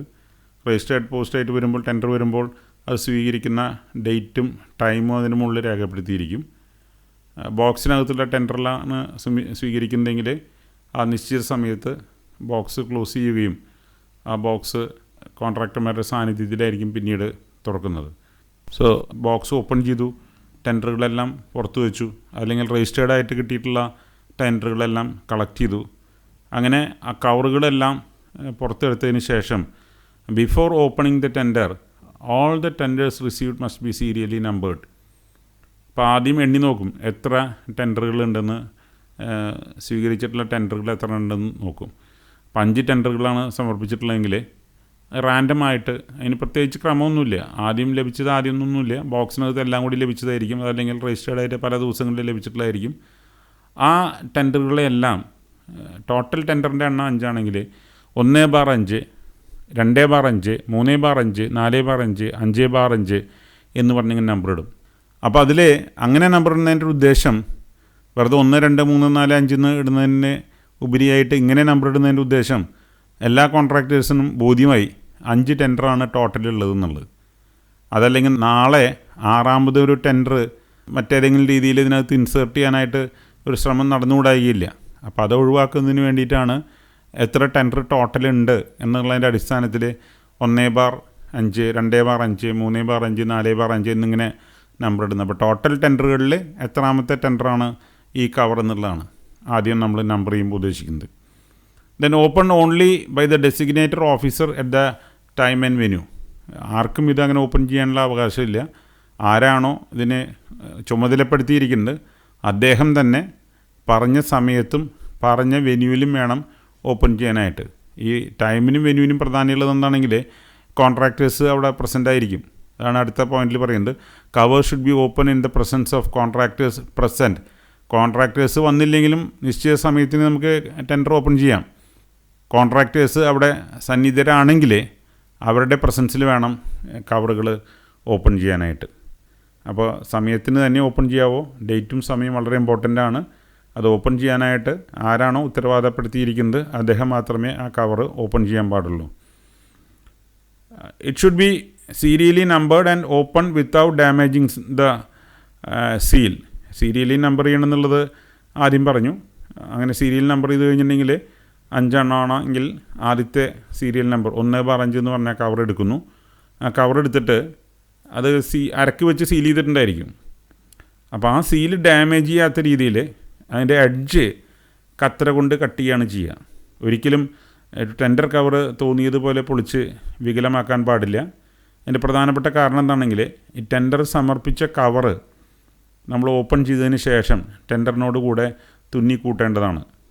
ആ ടെൻഡറിൻ്റെ ഒരു ഭാഗമാണ് ടെൻഡർ സമർപ്പിച്ച ഒരു കവറ്. പിന്നീട് എന്തെങ്കിലും കംപ്ലയിൻറ്റോ അല്ലെങ്കിൽ വിജിലൻസ് എൻക്വയറിക്ക് വന്നു കഴിഞ്ഞിട്ടുണ്ടെങ്കിൽ ഈ ടെൻഡർ ഓപ്പൺ ചെയ്യുന്നതിന് മുമ്പ് തുറന്നു എന്നുള്ള എന്തെങ്കിലും പരാതികൾ വരുന്നുണ്ടെങ്കിൽ അത് പരിശോധിക്കാൻ വേണ്ടിയിട്ടാണ് ഈ സീൽ ചെയ്തിട്ടുള്ള ഭാഗം പൊട്ടിക്കാതെ അതിൻ്റെ എഡ്ജ് വളരെ കെയർഫുള്ളായിട്ട് കത്രിക കൊണ്ട് ഓപ്പൺ ചെയ്യുന്നത്. The cover containing the tender should be stitch to the tender.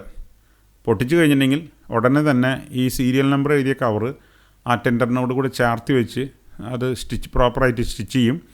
മാത്രമല്ല അതിനകത്തുള്ള ടെൻഡർ ഫോമിൻ്റെ മുകളിൽ ഈ കവറിൻ്റെ പുറത്തിട്ട് അതേ നമ്പർ തന്നെ 1/5 എന്ന് പറഞ്ഞ നമ്പറാണെങ്കിൽ ടെൻഡർ ഫോമിൻ്റെ ഉള്ളിലും നമ്മൾ പേന കൊണ്ട് 1/5 എന്ന് എഴുതി മാർക്ക് ചെയ്യും. അടുത്തൊരു പ്രോസസ്സ് വളരെ പ്രധാനപ്പെട്ടതാണ്. After opening the tender amount quoted by the contractor should be read loudly. Executive engineer അല്ലെങ്കിൽ ചുമതലപ്പെടുത്തിയ ഉദ്യോഗസ്ഥൻ അതിൽ രേഖപ്പെടുത്തിയിരിക്കുന്ന എമൗണ്ട് ഉറക്കെ വായിക്കണം. ഏതെങ്കിലും കോൺട്രാക്ടർക്ക് സംശയം ഉണ്ടെങ്കിൽ അവർക്ക് കാണണം എന്ന് പറയുകയാണെങ്കിൽ കാണിച്ചു കൊടുക്കണം. അതുമാത്രമല്ല അതിനകത്ത് എന്തെങ്കിലും കറക്ഷൻസ് ഉണ്ടെങ്കിൽ, ഓവർ റൈറ്റിംഗ് ഉണ്ടോ അല്ലെങ്കിൽ കറക്ഷൻസൊക്കെ ഉണ്ടെങ്കിൽ അതിൻ്റെ അടിയിൽ ഓരോ പേജിൻ്റെ അടിയിൽ അത്തരം കാര്യങ്ങൾ എൻഡോഴ്സ് ചെയ്യാനായിട്ടുള്ളൊരു ഭാഗമുണ്ട്. അപ്പോൾ ഈ കറക്ഷൻസിൻ്റെ അവിടെയെല്ലാം ഓപ്പൺ ചെയ്ത ഉദ്യോഗസ്ഥൻ തന്നെ ഒപ്പിട്ട് ഓരോ പേജിൻ്റെ അടിയിലും എത്ര കറക്ഷൻസ് ഇതിനകത്ത് നടത്തിയിട്ടുണ്ടെന്നുള്ളത് അവിടെ റെക്കോർഡ് ചെയ്യണം. ഉദ്യോഗസ്ഥന് കറക്റ്റ് ചെയ്യാനുള്ള അധികാരമൊന്നുമില്ല. പക്ഷേ എന്തെങ്കിലും വെട്ടിലോ തിരുത്തലോ ഉണ്ടെങ്കിൽ അത് അതിലുണ്ടായിരുന്നതാണ് എന്ന് സാക്ഷ്യപ്പെടുത്തുന്നതിന് വേണ്ടിയിട്ടാണ് കോൺട്രാക്ടർ വെട്ടി എഴുതിയിട്ടുള്ള ഏതെങ്കിലും ഭാഗങ്ങളുണ്ടെങ്കിൽ അവിടെയെല്ലാം ഇനീഷ്യലി രേഖപ്പെടുത്തിക്കൊണ്ട്, പ്രധാനമായിട്ട് എമൗണ്ടിൻ്റെ അവിടെയാണ് വെട്ടിലും തിരുത്തലൊക്കെ എന്തെങ്കിലും ഉണ്ടെങ്കിൽ ഉണ്ടാവുക, അവിടെയെല്ലാം ഇനീഷ്യലി ഇതുകൊണ്ട് താഴെ എത്ര കറക്ഷൻസ് ഓരോ പേജിലും ഉണ്ടെന്നുള്ളത് ഈ തുറക്കുന്ന ഉദ്യോഗസ്ഥൻ രേഖപ്പെടുത്തണം. അങ്ങനെ ഒരു ടെൻഡർ ഓപ്പൺ ചെയ്ത് കഴിഞ്ഞിട്ടുണ്ടെങ്കിൽ ഈ പ്രൊസീജിയർ എല്ലാം കഴിഞ്ഞിട്ട് അടുത്ത ടെൻഡർ ഓപ്പൺ ചെയ്യാൻ പാടുള്ളൂ. അല്ലാതെ എല്ലാം കൂടെ ഒരുമിച്ച് അങ്ങോട്ട് പൊട്ടിച്ച് ഒരു മെസ്സാക്കരുത്. 1 by 1 ആയിട്ടാണ് ടെൻഡറുകൾ ഓപ്പൺ ചെയ്യുന്നത്. അങ്ങനെ ടെൻഡർ കവറുകൾ കറസ്പോണ്ടിങ് ടെൻഡറിനോട് കൂടി തുന്നി കുത്തുകയും ആ കവറിന് പുറത്തിട്ടുള്ള നമ്പർ ടെൻഡറിനകത്തേക്ക് ക്യാരി ഓവർ ചെയ്ത് എഴുതുകയാണ് ചെയ്യുക. പിന്നെയുള്ളത്, after opening all the tender tabulation statement will be prepared. എല്ലാ ടെൻഡറുകളും നമുക്ക് ഒരു താരതമ്യം ചെയ്യണം. എമൗണ്ടുകൾ താരതമ്യം ചെയ്യുന്നതിന് വേണ്ടിയിട്ട് ഒരു ടെൻഡർ ടാബുലേഷൻ സ്റ്റേറ്റ്മെൻറ്റ് നമ്മൾ പ്രിപ്പയർ ചെയ്യണം. ഇപ്പോൾ ചില സമയങ്ങളിൽ പരീക്ഷയ്ക്ക് ചോദ്യം ചോദിച്ച് കണ്ടിട്ടുണ്ട്, what is mean by tender tabulation. So tender tabulation means it is a tabulation statement regarding the amounts quoted by various contractors for a particular work. ഒരു പ്രത്യേക ജോലിക്ക് വേണ്ടി ടെൻഡർ സമർപ്പിച്ചിരിക്കുന്ന വിവിധ കോൺട്രാക്ടർമാർ അതിൽ രേഖപ്പെടുത്തിയിരിക്കുന്ന എമൗണ്ട് എത്രയാണെന്ന് കാണിച്ചുകൊണ്ട് തയ്യാറാക്കുന്ന ഒരു കമ്പാരിസൺ സ്റ്റേറ്റ്മെൻറ്റാണ് ടെൻഡർ ടാബുലേഷൻ സ്റ്റേറ്റ്മെൻറ്റ്. അത് മെയിനായിട്ട് കമ്പാരിസൺ നടത്തുന്നതിനും ആരാണ് ലോവസ്റ്റായിട്ട് കോട്ട് ചെയ്തിട്ടുള്ളതെന്ന് നമുക്ക് കണ്ടെത്തുന്നതിനാണ്. അപ്പോൾ അതിൽ കോൾ ഉണ്ടാവും, whether the tender conforms to the conditions. ഈ നിർദ്ദേശിച്ചിരിക്കുന്ന കണ്ടീഷൻസിന് അനുസരിച്ചാണോ ടെൻഡർ സമർപ്പിച്ചിരിക്കുന്നത് എന്നുള്ളത്. അങ്ങനെയുള്ള ടെൻഡർ മാത്രമേ വാലിഡ് ആവുള്ളൂ.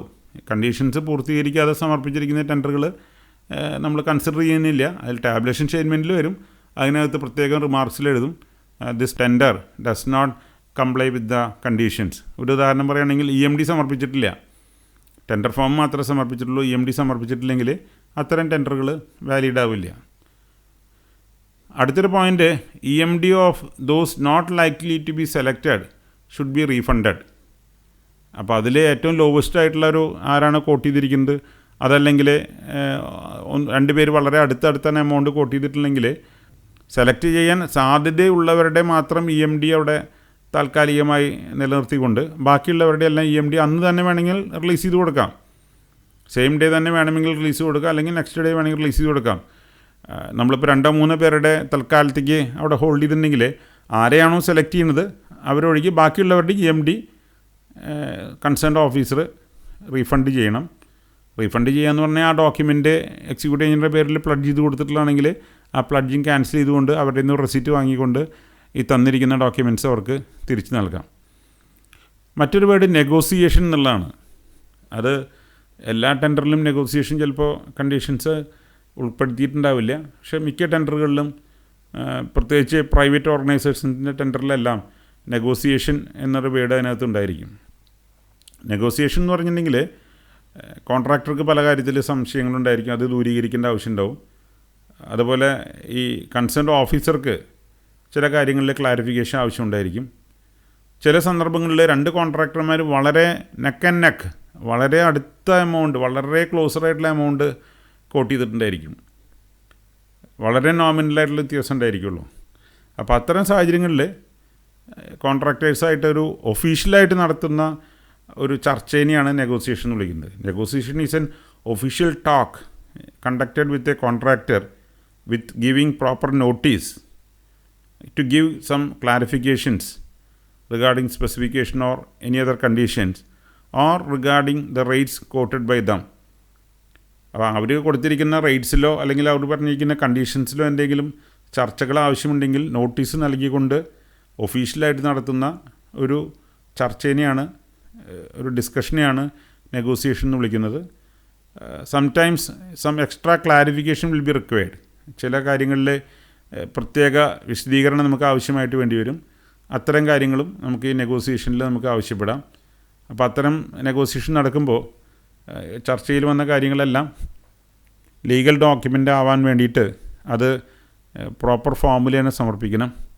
നെഗോസിയേഷൻ നടത്തുന്ന സമയത്ത് ചില അവസരങ്ങളിൽ കോൺട്രാക്ടേഴ്സിൻ്റെ റേറ്റ് കുറയ്ക്കണമെങ്കിൽ അതിനുള്ള അവസരമുണ്ട്. ഒരിക്കലും ആദ്യം എഴുതിയ റേറ്റിനെങ്കിലും കൂട്ടാൻ പറ്റില്ല.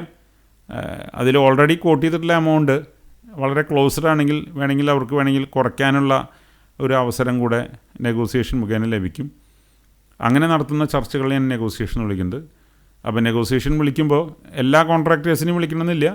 നമ്മൾ കൺസിഡർ ചെയ്യുന്ന 1-2 കോൺട്രാക്ടേഴ്സിനെ ആയിരിക്കും നെഗോസിയേഷൻ വിളിക്കുന്നത്, അല്ലെങ്കിൽ ഒറ്റ കോൺട്രാക്ടറെ മാത്രമായിരിക്കും ഒരു പക്ഷേ നെഗോസിയേഷൻ വിളിക്കുന്നത് ചില ക്ലാരിഫിക്കേഷൻസിന് വേണ്ടി. സോ ഒരു ടെക്നിക്കൽ ആസ്പെക്റ്റിൽ നടത്തുന്ന ഒരു ഡിസ്കഷനെയാണ് അല്ലെങ്കിൽ clarification sought from the contractor, അതിനെയാണ് നെഗോസിയേഷൻ എന്ന് വിളിക്കുന്നത്. And it should be done through an official process. ഇത്രയും കാര്യങ്ങളാണ് ഈ സ്ലൈഡിൽ ഡിസ്കസ് ചെയ്യുന്നത്. Contract and its validity. ഈ സ്ലൈഡിൽ നമ്മൾ ഡിസ്കസ് ചെയ്യുന്നത് എന്താണ് ഒരു കോൺട്രാക്റ്റ്, ഏതൊരു കോൺട്രാക്റ്റും വാലിഡ് ആവുന്നതിനുള്ള കണ്ടീഷൻസ് എന്തൊക്കെയാണെന്നാണ്. ഇപ്പോൾ കോൺട്രാക്റ്റിൻ്റെ ഡെഫിനിഷൻ അവിടെ കാണിച്ചിട്ടുണ്ട്. Contract is a legal valid signed document to do a job or a service or supply of items at a specified rate based on certain conditions. ചില കണ്ടീഷൻസിന് വിധേയമായി പ്രതിഫലം പറ്റിക്കൊണ്ട് ഒരു ജോലിയോ സേവനമോ നൽകുന്നത് തന്നെയാണ് കോൺട്രാക്റ്റ് എന്ന് വിളിക്കുന്നത്.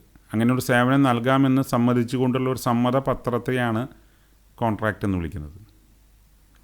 കോൺട്രാക്റ്റ് മനസ്സിലാക്കാനായിട്ട് വളരെ എളുപ്പമായിട്ടുള്ളൊരു കാര്യം ഡിസ്കസ് ചെയ്യാം. മാരേജ് എന്ന് പറയുന്നത്, വിവാഹം എന്ന് പറയുന്നത് ഒരു കോൺട്രാക്റ്റാണ്. പലപ്പോഴും നിങ്ങൾ ഡൈവോഴ്സ് എന്നുള്ള വാക്ക് കേട്ടിട്ടുണ്ടായിരിക്കും. ഭാര്യ ഭർത്താവിനെയോ അല്ലെങ്കിൽ ഭർത്താവ് ഭാര്യയെയോ അല്ലെങ്കിൽ പരസ്പരമോ ഡൈവോഴ്സ് ചെയ്യുന്നു എന്നുള്ളത്. ഒരു മാരേജ് കോൺട്രാക്റ്റ് അവസാനിപ്പിക്കുന്നതിനെയാണ്, ടെർമിനേറ്റ് ചെയ്യുന്നതിനെയാണ് ഡൈവോഴ്സ് എന്ന് വിളിക്കുന്നത്. ടെർമിനേഷൻ ഓഫ് എ മാരേജ് കോൺട്രാക്റ്റാണ് ഒരു ഡൈവോഴ്സ് എന്ന് പറയുന്നത്. പക്ഷേ അച്ഛനും മക്കളും തമ്മിലുള്ള, അമ്മയും മക്കളും തമ്മിലുള്ള, അല്ലെങ്കിൽ സഹോദരങ്ങൾ തമ്മിലുള്ള ഒരു ബന്ധം ഇതുപോലെ ടെർമിനേറ്റ് ചെയ്യാനായിട്ട് നമുക്ക് സാധിക്കില്ല. Because that relationship is not a contract. അച്ഛനും അമ്മയ്ക്കും മക്കളായിട്ടുള്ള ബന്ധം എന്ന് പറയുന്നത്, അല്ലെങ്കിൽ മറിച്ച് മക്കൾക്ക് അച്ഛനമ്മമാരായിട്ടുള്ള ബന്ധം എന്ന് പറയുന്നത്, അതല്ലെങ്കിൽ സഹോദരി സഹോദരന്മാർ തമ്മിലുള്ള ബന്ധം എന്ന് പറയുന്നത്, it is not a contract but the relationship between husband and wife, ഭാര്യയും ഭർത്താവും തമ്മിലുള്ളൊരു ബന്ധം എന്ന് പറയുന്നത് ഇറ്റ് ഇസ് എ കോൺട്രാക്റ്റ്. അതുകൊണ്ടാണ് വിവാഹങ്ങൾ രജിസ്റ്റർ ചെയ്യുന്നത്. ഒന്നുകിൽ ഗവൺമെൻറ് രജിസ്ട്രേഷൻ ഡിപ്പാർട്ട്മെൻറ്റിൽ, അതല്ലെങ്കിൽ കോർപ്പറേഷനിലോ പഞ്ചായത്തിലോ, അതല്ലെങ്കിൽ മതസ്ഥാപനങ്ങൾ, അംഗീകൃത മതസ്ഥാപനങ്ങളുടെ രേഖകളിൽ വിവാഹം രജിസ്റ്റർ ചെയ്യേണ്ടത് ആവശ്യമാണ്. അതല്ലാതെയുള്ള ബന്ധങ്ങളൊന്നും, സാധാരണ ഇന്നൊക്കെ ഉപയോഗിക്കുന്ന ഒരു വേർഡുണ്ട് ലിവിങ് ടുഗദർ എന്നുള്ളത്, ഒരുമിച്ച് ജീവിക്കുന്നു എന്നുള്ളതുകൊണ്ട് അത് ഒരു മാരേജാണെന്ന് പറയാൻ പറ്റില്ല. Marriage is A contract. അപ്പോൾ ഈ പറയുന്ന താഴെ പറയുന്ന കണ്ടീഷൻസ് എല്ലാം ഒരു മാരേജിനും അല്ലെങ്കിൽ വിവാഹത്തിനും ബാധകമാണ് എന്നുള്ളത് മനസ്സിലാക്കണം. മാരേജിലെ കോൺട്രാക്റ്റ് എന്ന് പറഞ്ഞപ്പോൾ ചില ടേംസ് ആൻഡ് കണ്ടീഷൻസ് ഉണ്ട്. ആ ടേംസ് ആൻഡ് കണ്ടീഷൻസ് വയലേറ്റ് ചെയ്യുമ്പോഴാണ് ഒരു വിവാഹമോചനത്തിലേക്ക് എത്തുന്നത്. പരസ്പരം ഉഭയസമ്മതത്തോടു കൂടി നടത്തുന്ന ഒരു ബേസിസാണ് കോൺട്രാക്റ്റ് എന്ന് പറയുന്നത്. പക്ഷേ നേരത്തെ ഞാൻ സൂചിപ്പിച്ചു, നമ്മുടെ രക്തബന്ധങ്ങൾ തമ്മിലുള്ള അച്ഛനും മക്കളും അമ്മയും മക്കളും അല്ലെങ്കിൽ സഹോദരങ്ങൾ തമ്മിലുള്ള ബന്ധം എന്ന് പറയുന്നത് ഒരു കോൺട്രാക്റ്റ് അല്ല. അച്ഛൻ മക്കളോട് പറയുകയാണ്, എനിക്ക് ഇന്ന കാര്യങ്ങൾ ചെയ്തു തന്നാൽ നീ ഇന്ന കാര്യങ്ങൾ ചെയ്തു തരണം, അങ്ങനെയുള്ള ഒരു ടേംസ് ആൻഡ് കണ്ടീഷൻസ് അനുസരിച്ചുള്ള ബന്ധങ്ങളല്ല മാതാപിതാക്കളും മക്കളും തമ്മിലുള്ളത്, അല്ലെങ്കിൽ സഹോദരങ്ങൾ തമ്മിലുള്ളത്. അതുകൊണ്ട് അത്തരം ബന്ധങ്ങൾ ഒരു കോൺട്രാക്റ്റിൻ്റെ ഭാഗമല്ല എന്ന് വ്യക്തമായിട്ട് മനസ്സിലാക്കുക. അപ്പോൾ എന്തൊക്കെയാണ് ഒരു കോൺട്രാക്റ്റ് വാലിഡായിട്ടുള്ള കണ്ടീഷൻസ് എന്ന് നമുക്ക് ചർച്ച ചെയ്യാം. Contract should be on A lawful subject matter. നിയമപരമായി സാധുതയുള്ള ഒരു കാര്യത്തിൽ മാത്രമേ ഒരു കോൺട്രാക്റ്റിൽ ഉൾപ്പെടുവാൻ പറ്റുള്ളൂ. ആ രാജ്യത്തെ നിലവിലെ ഉള്ള നിയമങ്ങൾക്കനുസരണമായി മാത്രമേ ഒരു കോൺട്രാക്റ്റ് സൈൻ ചെയ്യാൻ പറ്റുള്ളൂ. അവിടുത്തെ ഭരണഘടന അനുസരിക്കുന്ന, അല്ലെങ്കിൽ അവിടുത്തെ നിയമ സംവിധാനം അനുശാസിക്കുന്ന ഒരു കാര്യത്തിൽ മാത്രമേ ഒരു കോൺട്രാക്റ്റ് നമുക്ക് എക്സിക്യൂട്ട് ചെയ്യാൻ പറ്റുള്ളൂ. നേരത്തെ പറഞ്ഞ ഉദാഹരണം എടുക്കാം. വിവാഹം എന്ന് പറയുന്നത് ഒരു കോൺട്രാക്റ്റാണെന്ന് പറഞ്ഞു. അപ്പോൾ അതിന് ചില ടേംസ് ആൻഡ് കണ്ടീഷൻസ് ഉണ്ട്. പെൺകുട്ടിക്ക് 18 വയസ്സാവണം, പുരുഷന് 21 വയസ്സാവണം. പുരുഷനും സ്ത്രീയും തമ്മിലുള്ള ഒരു കോൺട്രാക്റ്റ് മാത്രമേ ഇന്ത്യൻ കണ്ടീഷനിലെ ഒരു മാരേജായിട്ട് രജിസ്റ്റർ ചെയ്യാൻ പറ്റുള്ളൂ. ചില രാജ്യങ്ങളിൽ പുരുഷനും അല്ലെങ്കിൽ സ്ത്രീയും തമ്മിലുള്ള മാരേജസ് അനുവദിക്കുന്ന രാജ്യങ്ങളുണ്ട്. പക്ഷേ ഇന്ത്യൻ റൂൾസ് അനുസരിച്ച് it should be between a male and a female, and the age of the female should be 18 years and the age of the male should be 21 years. ഇതാണ് ബേസിക്കലായിട്ടുള്ള ഒരു നിയമം. ഈ നിയമം അനുസരിക്കുന്ന രീതിയിൽ മാത്രമേ ഒരു വിവാഹം രജിസ്റ്റർ ചെയ്യാൻ സാധിക്കുള്ളൂ. അതുപോലെ തന്നെ നിയമം അനുശാസിക്കുന്ന ഒരു പ്രവൃത്തിക്ക് മാത്രമേ നമുക്കൊരു കോൺട്രാക്റ്റ് എക്സിക്യൂട്ട് ചെയ്യാൻ പറ്റുള്ളൂ. രണ്ടാമത്തെ ഒരു point, it should not violate the law of the land. ആ രാജ്യത്ത് നിലവിലുള്ള ഒരു നിയമം ഉണ്ടായിരിക്കും. It may be a unwritten law, എഴുതപ്പെടാത്ത നിയമം പോലും ആയിരിക്കാം. ഇപ്പോൾ ഗൾഫ് രാജ്യങ്ങളിലെ വെള്ളിയാഴ്ച എന്ന് പറയുന്നത് ഹോളിഡേ ആണ്. അത് ലോ ഓഫ് ദി ലാൻഡാണ്. അതുപോലെ നോർമൽ വർക്കിംഗ് ടൈം എന്ന് പറയുന്നത് പകലാണ്.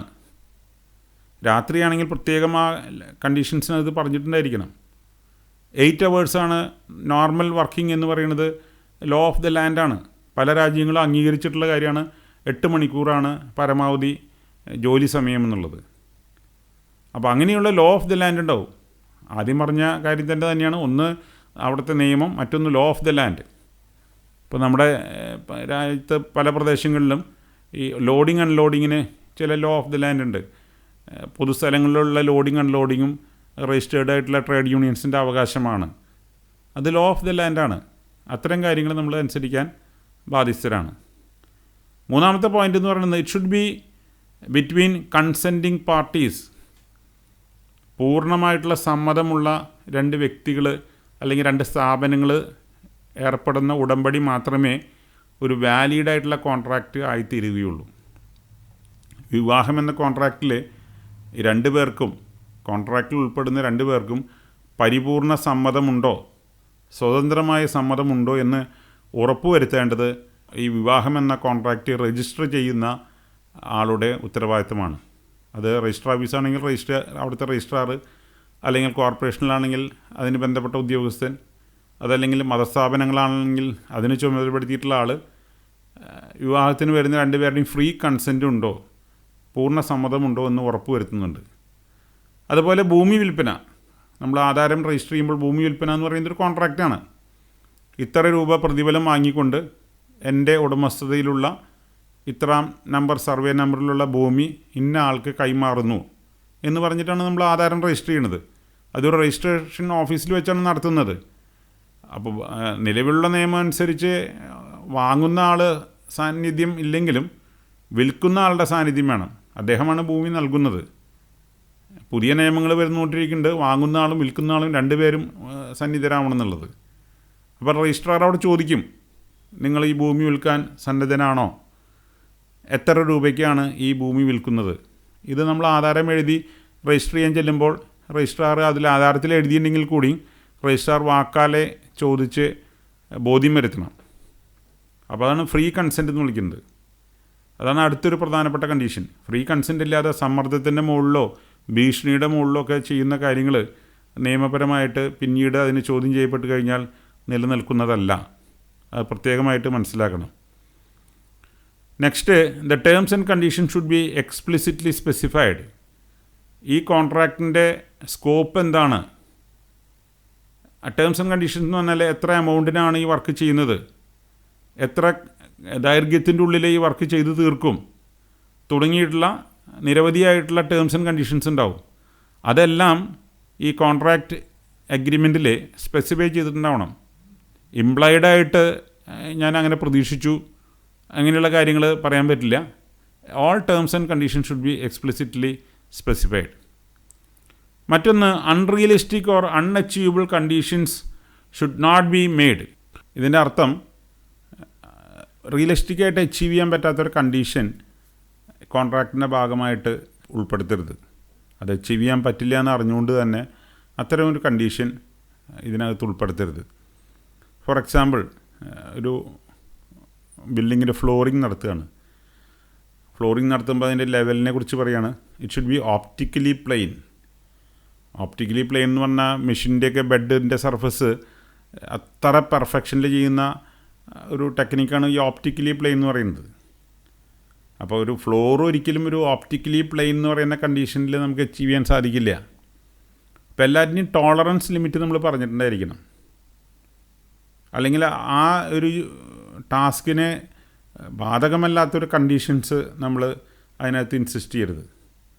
ഒരു എക്സാമ്പിൾ, ഒരു പഞ്ചായത്ത് ആടിനെ നൽകാൻ വേണ്ടിയിട്ട് ഒരു ടെൻഡർ ഇൻവൈറ്റ് ചെയ്യാണ്.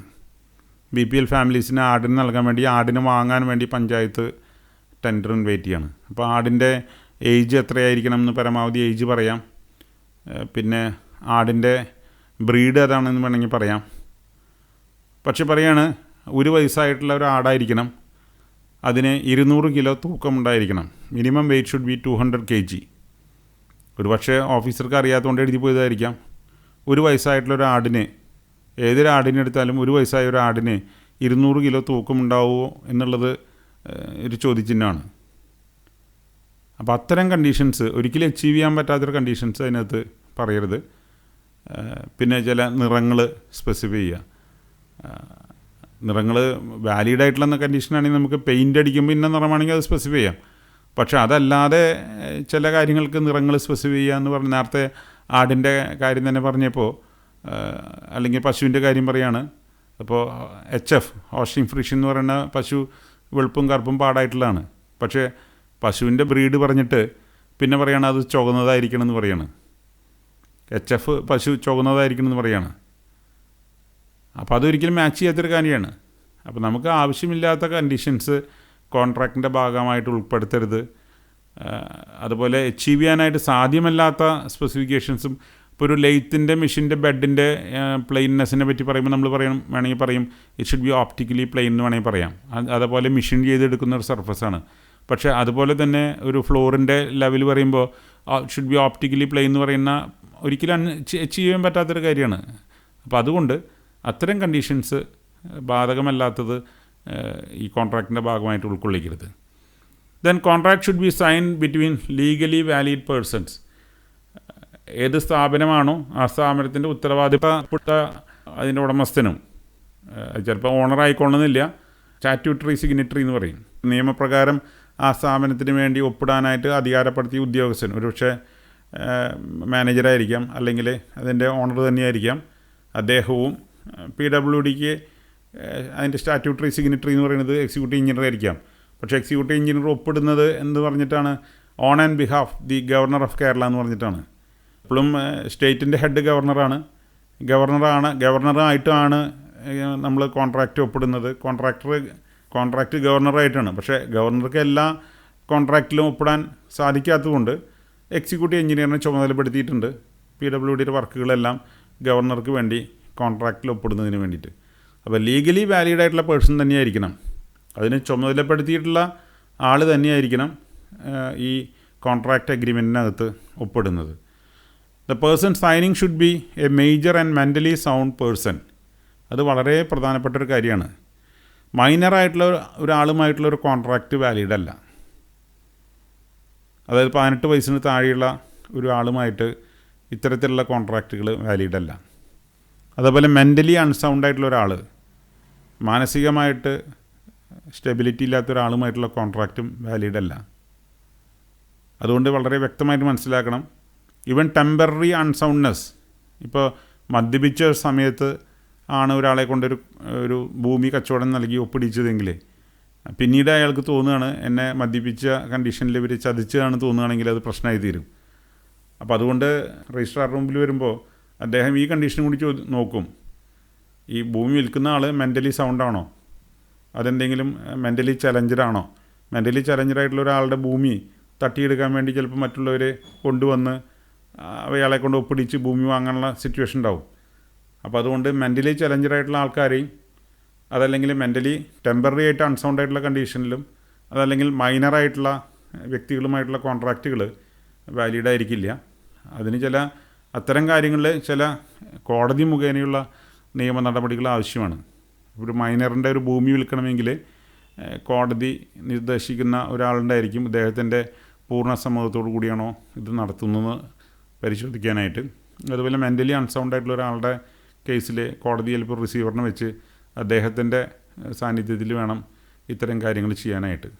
അപ്പോൾ ഈ കാര്യങ്ങൾ പ്രത്യേകം ശ്രദ്ധിക്കണം. മെൻ്റൽ സൗണ്ടായിട്ടുള്ള ഒരാളും മേജറായിട്ടുള്ള ഒരാളായിട്ട് മാത്രമേ നമുക്ക് എഗ്രിമെൻറ്റ് എക്സിക്യൂട്ട് ചെയ്യാൻ പറ്റുള്ളൂ. പിന്നെ ഏത് എഗ്രിമെൻറ്റിനും അതിന് സാക്ഷികളുണ്ടായിരിക്കണം, വിറ്റ്നസ്സുകളുണ്ടായിരിക്കണം. സാധാരണയായിട്ട് 2 സാക്ഷികളാണ് ഉണ്ടായിരിക്കുക. 2 പേര് ഈ എഗ്രിമെൻറ്റ് ഒപ്പിട്ടതിന് സാക്ഷികളായിട്ടുണ്ടായിരിക്കും.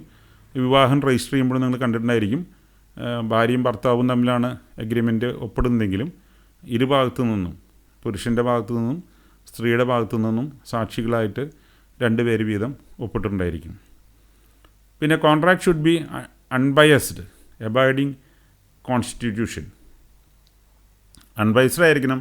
കോൺസ്റ്റിറ്റ്യൂഷൻ, ഭരണഘടന അനുസരിക്കുന്നതിന് അടിസ്ഥാനത്തിലായിരിക്കണം. ഒരു കോൺട്രാക്റ്റിനകത്ത് പറയാണ് ടാക്സുകളൊന്നും നൽകുന്നതല്ല, അല്ലെങ്കിൽ ഇൻകം ടാക്സ് നൽകുന്നതല്ല. ഇത്തരം കണ്ടീഷൻസൊന്നും വാലിഡ് അല്ല. അതുപോലെ വൺ സൈഡഡ് ആയിട്ട് ടേംസ് ആൻഡ് കണ്ടീഷൻസും മാത്രം എഴുതി ചേർത്തിരിക്കുകയെന്ന് വയ്ക്കുക. ഒരു പക്ഷേ കോൺട്രാക്റ്റ് ഒപ്പിട്ടതിന് ശേഷവും കോടതിയിൽ അത് ചലഞ്ച് ചെയ്യുകയാണെങ്കിൽ, ഇത് ഏകപക്ഷീയമായ കോൺട്രാക്റ്റാണെന്ന് പ്രൂവ് ചെയ്യാൻ സാധിച്ചാൽ അതൊരു പക്ഷേ കോടതി ക്യാൻസൽ ചെയ്യാനുള്ള സാധ്യതയുണ്ട്. അപ്പോൾ കണ്ടീഷൻസ് എല്ലാം ഒരു ഭാഗത്തെ മാത്രം തുണയ്ക്കുന്ന രീതിയിലായിരിക്കരുത്. 2 പേരോടും കോൺട്രാക്റ്റിൽ ഒപ്പിടുന്ന 2 അതിൽ കൂടുതൽ ആളുകളുണ്ടെങ്കിൽ 3 പേര് അടങ്ങിയിട്ടുള്ള കോൺട്രാക്റ്റ് ആണെങ്കിൽ അങ്ങനെ അവർക്കെല്ലാവർക്കും തുല്യനീതി ഉറപ്പുവരുത്തുന്ന രീതിയിലായിരിക്കണം ഒരു കോൺട്രാക്റ്റ് എക്സിക്യൂട്ട് ചെയ്യേണ്ടത്. അപ്പോൾ ഇത്തരം കാര്യങ്ങളാണ് എന്തൊക്കെയാണ് ഒരു കോൺട്രാക്റ്റിൽ ബാധകമായി വരുന്ന കാര്യങ്ങൾ, എന്തൊക്കെയാണ് ഒരു കോൺട്രാക്റ്റ് വാലിഡാവാനുള്ള കണ്ടീഷൻസ് എന്നുള്ള കാര്യങ്ങളാണ്. ഇനി നമുക്കതിൽ വേണമെങ്കിൽ ചർച്ച ചെയ്യാം എങ്ങനെ ഒരു കോൺട്രാക്റ്റ് അവസാനിപ്പിക്കാം എന്നുള്ളത്. സാധാരണ രീതിയിൽ 2-3 രീതിയിലാണ് കോൺട്രാക്റ്റ് അവസാനിപ്പിക്കുന്നത്. ഒന്ന്, ആ കോൺട്രാക്റ്റ് പൂർത്തീകരിക്കുക. ചെയ്തു തീർക്കാമെന്ന് ഏറ്റെടുത്ത ജോലി ചെയ്തു, അതിന് പ്രതിഫലം നൽകാമെന്ന് പറഞ്ഞ ഏറ്റെടുത്ത സംഖ്യ നൽകി, അതോടുകൂടി ആ കോൺട്രാക്റ്റ് അവസാനിച്ചു. That is completion of the contract. ആ കണ്ടീഷൻസ് പൂർത്തീകരിച്ചുകൊണ്ട് കണ്ടീഷൻ എക്സിക്യൂട്ട് ചെയ്യാണ്. അപ്പോൾ ഒരു വിവാഹം എന്ന കോൺട്രാക്റ്റ് എങ്ങനെയാണ് ഈ രീതിയിൽ അവസാനിക്കുന്നത്? ഭാര്യയോ ഭർത്താവോ ഒരാൾ മരിക്കുന്നതുവരേക്കാണ് വിവാഹം എന്ന കോൺട്രാക്റ്റ് നിലനിൽക്കുന്നത്. പല മത ചടങ്ങുകളിലും വിവാഹ സമയത്ത് പറയുന്നൊരു പ്രതിജ്ഞയുണ്ട്, മരണം നമ്മെ വേർപിരിക്കുന്നത് വരേക്കും. ഏതെങ്കിലും ഒരാൾ മരിച്ചു കഴിഞ്ഞാൽ ആ വിവാഹം എന്ന കോൺട്രാക്റ്റ് അതോടുകൂടി അവസാനിച്ചു. അതുപോലെ മറ്റൊരു കണ്ടീഷൻ എന്ന് പറയുന്നത് ത്രൂ ലീഗൽ പ്രൊസീജിയേഴ്സ്. രണ്ടുപേരും തമ്മിൽ തർക്കം വന്നു.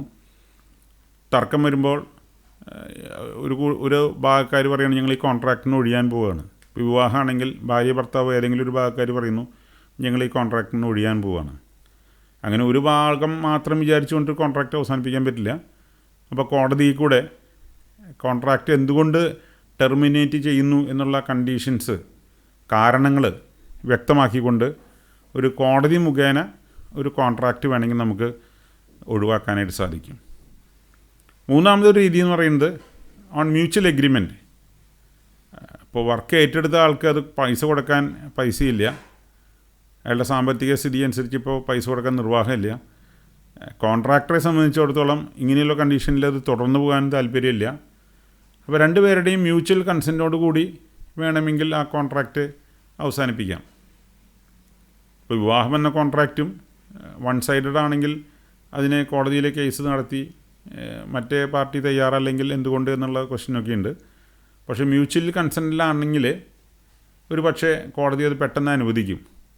പക്ഷേ കുട്ടികളൊക്കെ ഉള്ള സാഹചര്യത്തിലാണെങ്കിൽ കോടതി ഒരു വ്യക്തിപരമായ ബന്ധമായതുകൊണ്ട് കോടതി ചിലപ്പോൾ അത് വീണ്ടും ഒരു റീതിങ്കിങ്ങിനുള്ള ഒരു അവസരം കൂടി നൽകിയിട്ടായിരിക്കും ആ കോൺട്രാക്റ്റ്, വിവാഹം എന്ന കോൺട്രാക്റ്റ് ടെർമിനേറ്റ് ചെയ്യാനായിട്ട് പെർമിഷൻ കൊടുക്കുന്നത്. അപ്പോൾ ഇതൊക്കെയാണ് കോൺട്രാക്റ്റിൻ്റെ വാലിഡിറ്റി കണ്ടീഷൻസ്. എങ്ങനെയൊക്കെ ഒരു കോൺട്രാക്റ്റ് അവസാനിക്കും, ടെർമിനേറ്റ് ചെയ്യുമെന്നുള്ളതും നമ്മൾ ഇവിടെ ഡിസ്കസ് ചെയ്തു. ഈ സ്ലൈഡിൽ നമ്മൾ ഡിസ്കസ് ചെയ്യുന്നത് ടൈപ്സ് ഓഫ് കോൺട്രാക്റ്റാണ്. ഏതൊക്കെ തരത്തിലുള്ള കോൺട്രാക്റ്റുകൾ ഉണ്ടെന്നുള്ളതാണ്. അപ്പോൾ അതിൻ്റെ രീതികളനുസരിച്ച്, മെത്തേഡ്സ് അനുസരിച്ച് നമുക്ക് താഴെ പറയുന്ന രീതിയിൽ കോൺട്രാക്റ്റിനെ നമുക്ക് വേണമെങ്കിൽ സബ് ഡിവൈഡ് ചെയ്യാം. ഒന്ന്, ഐറ്റം റേറ്റ് കോൺട്രാക്റ്റ്. ഈ പറയുന്ന കോൺട്രാക്റ്റുകളെല്ലാം ഒരു സിവിൽ പ്രോജക്റ്റിനെ ആസ്പദമാക്കിയിട്ടാണ് ക്ലാസിഫിക്കേഷൻ സൂചിപ്പിക്കുന്നത്. ഒന്ന്, ഐറ്റം റേറ്റ് കോൺട്രാക്റ്റ്. ഇത്തരം കോൺട്രാക്റ്റിൽ ഓരോ ഐറ്റം ഓഫ് വർക്കിനാണ് റേറ്റ് കോട്ട് ചെയ്യുന്നത്. എർത്ത് വർക്കിന് എത്രയാണ് റേറ്റ്, റബിൾ വർക്കിന് എത്രയാണ് റേറ്റ്, ബ്രിക്ക് വർക്കിന് എത്രയാണ്, പ്ലാസ്റ്ററിങ്ങിന് എത്രയാണ്.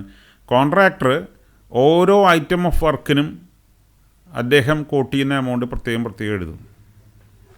അപ്പോൾ ടെൻഡർ ഷെഡ്യൂളിനകത്ത് ഡിപ്പാർട്ട്മെൻറ്റൽ റേറ്റ് ഒരു കോളത്തിൽ കൊടുത്തിട്ടുണ്ടായിരിക്കും, ഒരു സൈഡിലായിട്ട് കോളത്തിൽ കൊടുത്തിട്ടുണ്ടായിരിക്കും. അതിൻ്റെ തൊട്ടടുത്ത കോളമായിട്ട് rates quoted by the contractor. ഓരോ ഐറ്റത്തിനും കോൺട്രാക്ടർ കോട്ട് ചെയ്യുന്ന റേറ്റ് എത്രയാണെന്ന് കൊടുത്തിട്ടുണ്ടായിരിക്കും. സെൻട്രൽ PWDയിൽ ഈ രീതിയാണ് അവലംബിക്കുന്നത്. അപ്പോൾ കോൺട്രാക്ടർക്കുള്ളൊരു അഡ്വാൻറ്റേജ് എന്താണെങ്കിൽ ഓരോ ഐറ്റത്തിനും കോൺട്രാക്ടർക്ക് പ്രോഫിറ്റബിൾ ആവുന്ന രീതിയിലൊരു റേറ്റ് കോട്ട് ചെയ്യാൻ പറ്റും. ഓരോന്നിനും സെപ്പറേറ്റ് ആയിട്ട് കോട്ട് ചെയ്യാൻ പറ്റും. ചില ഐറ്റംസ് ഡിപ്പാർട്ട്മെൻറ്റ് റേറ്റിനേക്കാൾ കൂടുതലായിരിക്കും, ചില ഐറ്റംസിന് ഡിപ്പാർട്ട്മെൻറ്റ് റേറ്റിനേക്കാൾ കുറവായിരിക്കും, ചില ഐറ്റംസ് സെയിം റേറ്റിനായിരിക്കും. കോൺട്രാക്ടറുടെ ഫ്രീഡം അനുസരിച്ച് ഓരോ ഐറ്റത്തിനും കോട്ട് ചെയ്യാനായിട്ടുള്ള സൗകര്യമുണ്ടെന്നുള്ളതാണ് ഐറ്റം റേറ്റിൻ്റെ ഏറ്റവും വലിയ അഡ്വാൻറ്റേജ്. ഐറ്റം റേറ്റിൻ്റെ പ്രധാനപ്പെട്ട ഒരു ഡിസഡ്വാൻറ്റേജ് എന്ന് പറഞ്ഞിട്ടുണ്ടെങ്കിൽ ടെൻഡർ ടാബുലേഷൻ വളരെ കംപ്രസമാണ്. ടെൻഡർ ടാബുലേഷൻ വളരെ കോംപ്ലിക്കേറ്റഡ് ആണ്. ഓരോ ഐറ്റത്തെയും പ്രപ്പോസ്ഡ് ക്വാണ്ടിറ്റി കൊണ്ട് മൾട്ടിപ്ലൈ ചെയ്തിട്ട് വേണം ആ ഐറ്റത്തിൻ്റെ ടോട്ടൽ എമൗണ്ട് കാണാനായിട്ട്. അങ്ങനെ രണ്ടാമതും മൊത്തം വർക്കൗട്ട് ചെയ്തിട്ട് വേണം ടോട്ടൽ എമൗണ്ട് കാണാനായിട്ട്. അങ്ങനെ ടോട്ടൽ എമൗണ്ട് കണ്ടു കഴിയുമ്പോൾ ഒരു 5 കോടി രൂപയുടെ പ്രോജക്റ്റിൽ ഒരു കോൺട്രാക്ടറും അടുത്ത കോൺട്രാക്ടറും തമ്മിലുള്ള ഡിഫറൻസ് എന്ന് പറഞ്ഞാൽ വളരെ മാർജിനലായിരിക്കും. ഒരു 5,000 രൂപയോ 1,000 രൂപയ്ക്കായിരിക്കും ചിലപ്പോൾ രണ്ട് കോൺട്രാക്റ്റും തമ്മിലുള്ള വ്യത്യാസം. അപ്പോൾ അതിലത്തെ നമ്മൾ ലോവസ്റ്റ് കോൺട്രാക്റ്റ് എടുത്തു കഴിഞ്ഞാൽ ആക്ച്വലായിട്ട് വർക്ക് നടത്തുമ്പോൾ ഈ പ്രപ്പോസ് ചെയ്തിട്ടുള്ള ക്വാണ്ടിറ്റികളെല്ലാം മാറും. ആക്സാറ്റ് ഡിസൈനും ഡ്രോയിങ് അനുസരിച്ചായിരിക്കില്ല ഫീൽഡിൽ വർക്ക് നടത്തുന്നത്. വർക്ക് നടത്തിയിട്ട് പേയ്മെൻറ്റ് കൊടുക്കുന്നത് ഈ ഐറ്റം റേറ്റ് വെച്ചിട്ടാണ്. അപ്പോൾ ക്വാണ്ടിറ്റീസേ 2550 m³ എന്ന് പറഞ്ഞിട്ടുണ്ടായിരിക്കും. ഒരു പക്ഷേ അതിനേക്കാൾ 100 m³ കൂടുതലായിരിക്കും ആക്ച്വൽ കണ്ടീഷനിൽ വർക്ക് കഴിയുമ്പോൾ. അപ്പോൾ സ്വാഭാവികമായും ആദ്യം ലോവസ്റ്റ് കോട്ട് ചെയ്തിട്ടുള്ള കോൺട്രാക്ടർ ആയിരിക്കില്ല വർക്ക് കഴിയുമ്പോൾ ചിലപ്പോൾ ലോവസ്റ്റ് ആയിട്ട് വരുന്നത്. കാരണം ആ ക്വാണ്ടിറ്റി എന്ന് പറഞ്ഞ ഐറ്റത്തിന് വർക്ക് കൊടുത്ത കോൺട്രാക്ടർ എമൗണ്ട് കൂടുതലാണ് കോട്ട് ചെയ്തിട്ടുണ്ടായിരുന്നത്. അതുകൊണ്ട് തന്നെ അയാളുടെ ക്വാണ്ടിറ്റി എന്ന് പറഞ്ഞ ഐറ്റത്തിൻ്റെ എമൗണ്ട് അങ്ങോട്ട് കൂടിപ്പോയി. അങ്ങനെയുള്ള പ്രശ്നം ഇതിനകത്തുണ്ട്. ഈ ക്വാണ്ടിറ്റീസിൽ വേരിയേഷൻ വരുമ്പോൾ ടോട്ടൽ എമൗണ്ടിലും വേരിയേഷൻ വരും. ക്വാണ്ടിറ്റീസിന് പേയ്മെൻറ്റ് കൊടുക്കുന്നത് ആക്ച്വൽ വർക്കിൻ്റെ അടിസ്ഥാനത്തിലാണ്.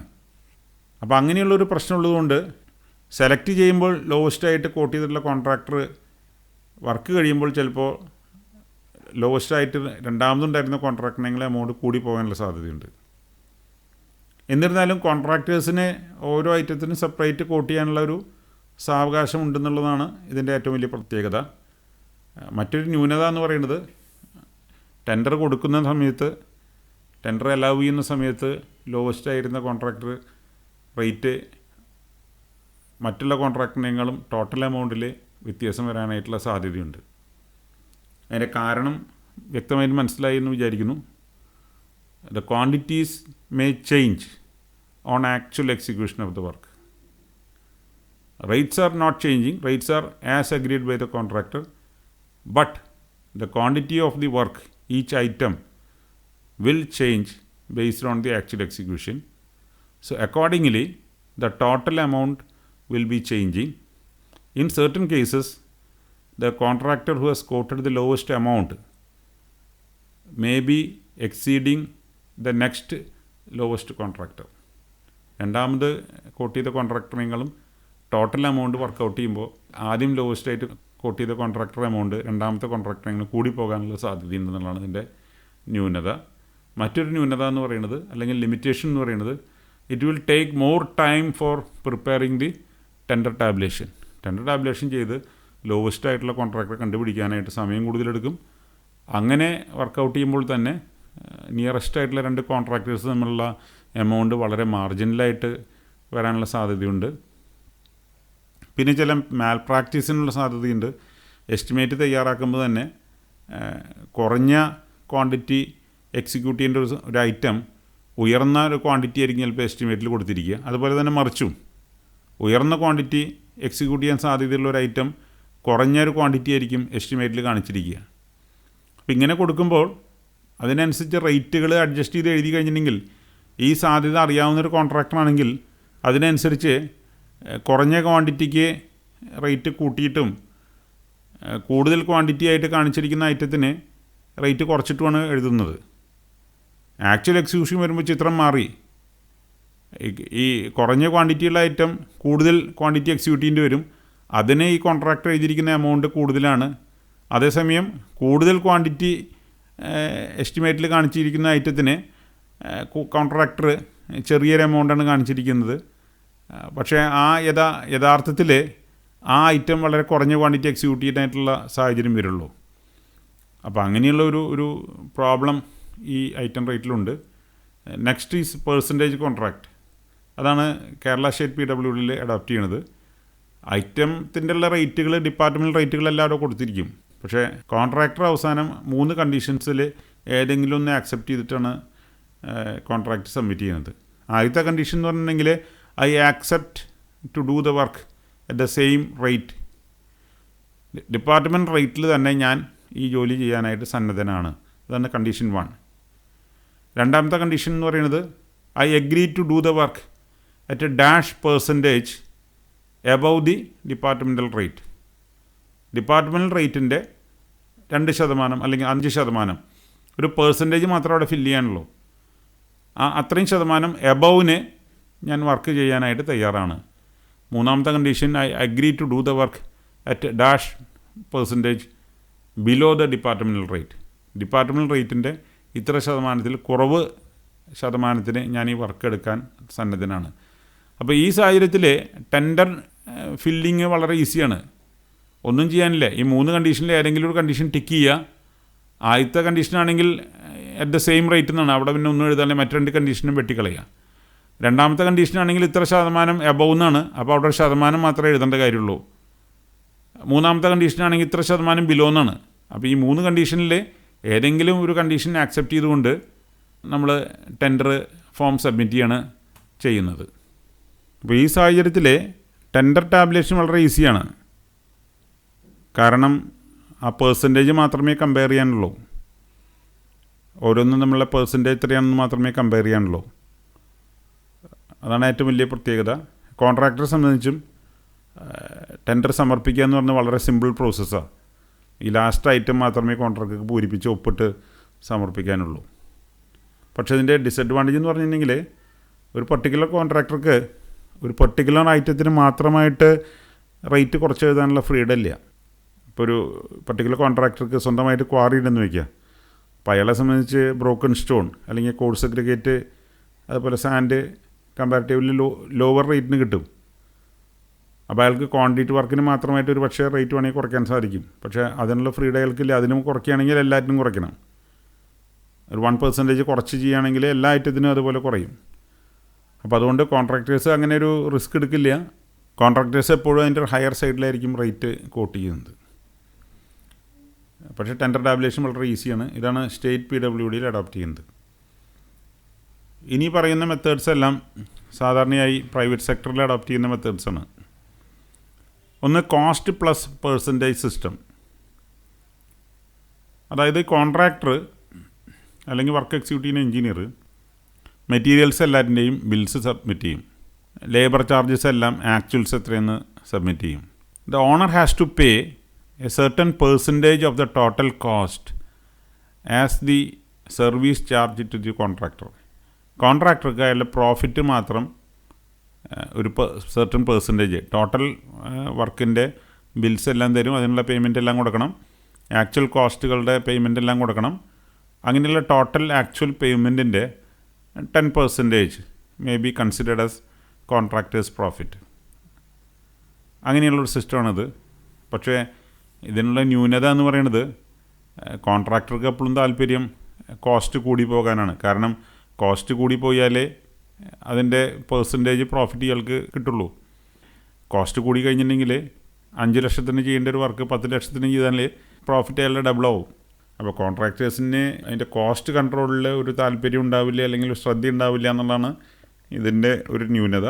പക്ഷേ ഓണറെ സംബന്ധിച്ച് വളരെ വിശ്വസ്തനായിട്ടുള്ളൊരു കോൺട്രാക്ടർക്ക് വർക്ക് ചെയ്യിപ്പിക്കുമ്പോൾ ഈ രീതിയിൽ ചെയ്യിപ്പിക്കാം. അതല്ലെങ്കിൽ മെറ്റീരിയൽസ് എല്ലാം ഓണറാണ് വാങ്ങിച്ചു കൊടുക്കുന്നതെങ്കിൽ ഈ രീതി അവലംബിക്കുന്ന ഒരു രീതിയുണ്ട് പ്രൈവറ്റ് സെക്ടറിൽ. ആക്ച്വൽ കോസ്റ്റ് രണ്ടുപേരും പരസ്പരം സമ്മതപ്രകാരമാണ് വാങ്ങുന്നത്. ഒന്നെങ്കിൽ കോൺട്രാക്ടർ മെറ്റീരിയൽ വാങ്ങും, അതല്ലെങ്കിൽ ഓണർ മെറ്റീരിയൽ വാങ്ങും, ലേബറിനെ അറേഞ്ച് ചെയ്യും. And the profit will be given to the contractor as a percentage of the total amount involve. ഇതാണ് ഇതിൻ്റെ ഒരു രീതി. സാധാരണ പ്രൈവറ്റ് സെക്ടറിൽ മാത്രമേ ഇങ്ങനെയൊരു സിസ്റ്റം അഡോപ്റ്റ് ചെയ്യാനായിട്ട് സാധിക്കുകയുള്ളൂ. മറ്റൊന്ന് ലംസം കോൺട്രാക്റ്റാണ്. ലംസം കോൺട്രാക്റ്റ് എന്ന് പറഞ്ഞാൽ ടോട്ടൽ എമൗണ്ടിനാണ് ഒരു കോൺട്രാക്റ്റ് എക്സിക്യൂട്ട് ചെയ്തിരിക്കുന്നത്. സാധാരണ വിദേശത്തുള്ളവരൊക്കെ വീട് പണിയിക്കുന്നത് ഈ രീതിയിലാണ്. അതായത് വളരെ ഡീറ്റെയിൽ ആയിട്ടുള്ള ഡ്രോയിങ്, വളരെ ഡീറ്റെയിൽ ആയിട്ടുള്ള എസ്റ്റിമേഷൻ എല്ലാം കൊടുത്തിരിക്കും. ഓൾ ഫിനിഷസ്, എല്ലാ ഒരു വീടിൻ്റെ അല്ലെങ്കിൽ കെട്ടിടത്തിൻ്റെ എല്ലാ ഫിനിഷസും വളരെ ഡീറ്റെയിൽ ആയിട്ടുള്ള സ്പെസിഫിക്കേഷൻസ് കൊടുത്തിട്ടുണ്ടായിരിക്കും. ഡ്രോയിങ്സിനകത്ത് എല്ലാ ഡയമെൻഷൻസും പറഞ്ഞിട്ടുണ്ടായിരിക്കും. എല്ലാ ഐറ്റം ഓഫ് വർക്കിൻ്റെയും ഡിസ്ക്രിപ്ഷൻ അല്ലെങ്കിൽ സ്പെസിഫിക്കേഷൻ എല്ലാം ഡീറ്റെയിൽഡായിട്ട് തന്നിരിക്കും.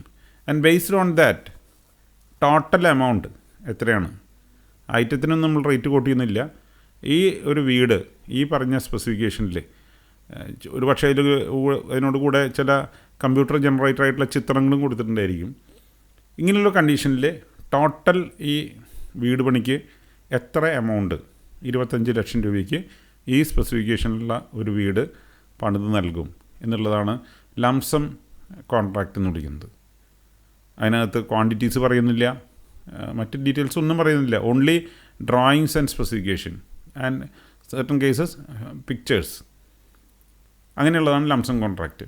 അപ്പോൾ അതിനുള്ള അഡ്വാൻറ്റേജ് എന്താണെങ്കിൽ ടോട്ടൽ എമൗണ്ട് മാറ്റം വരില്ല.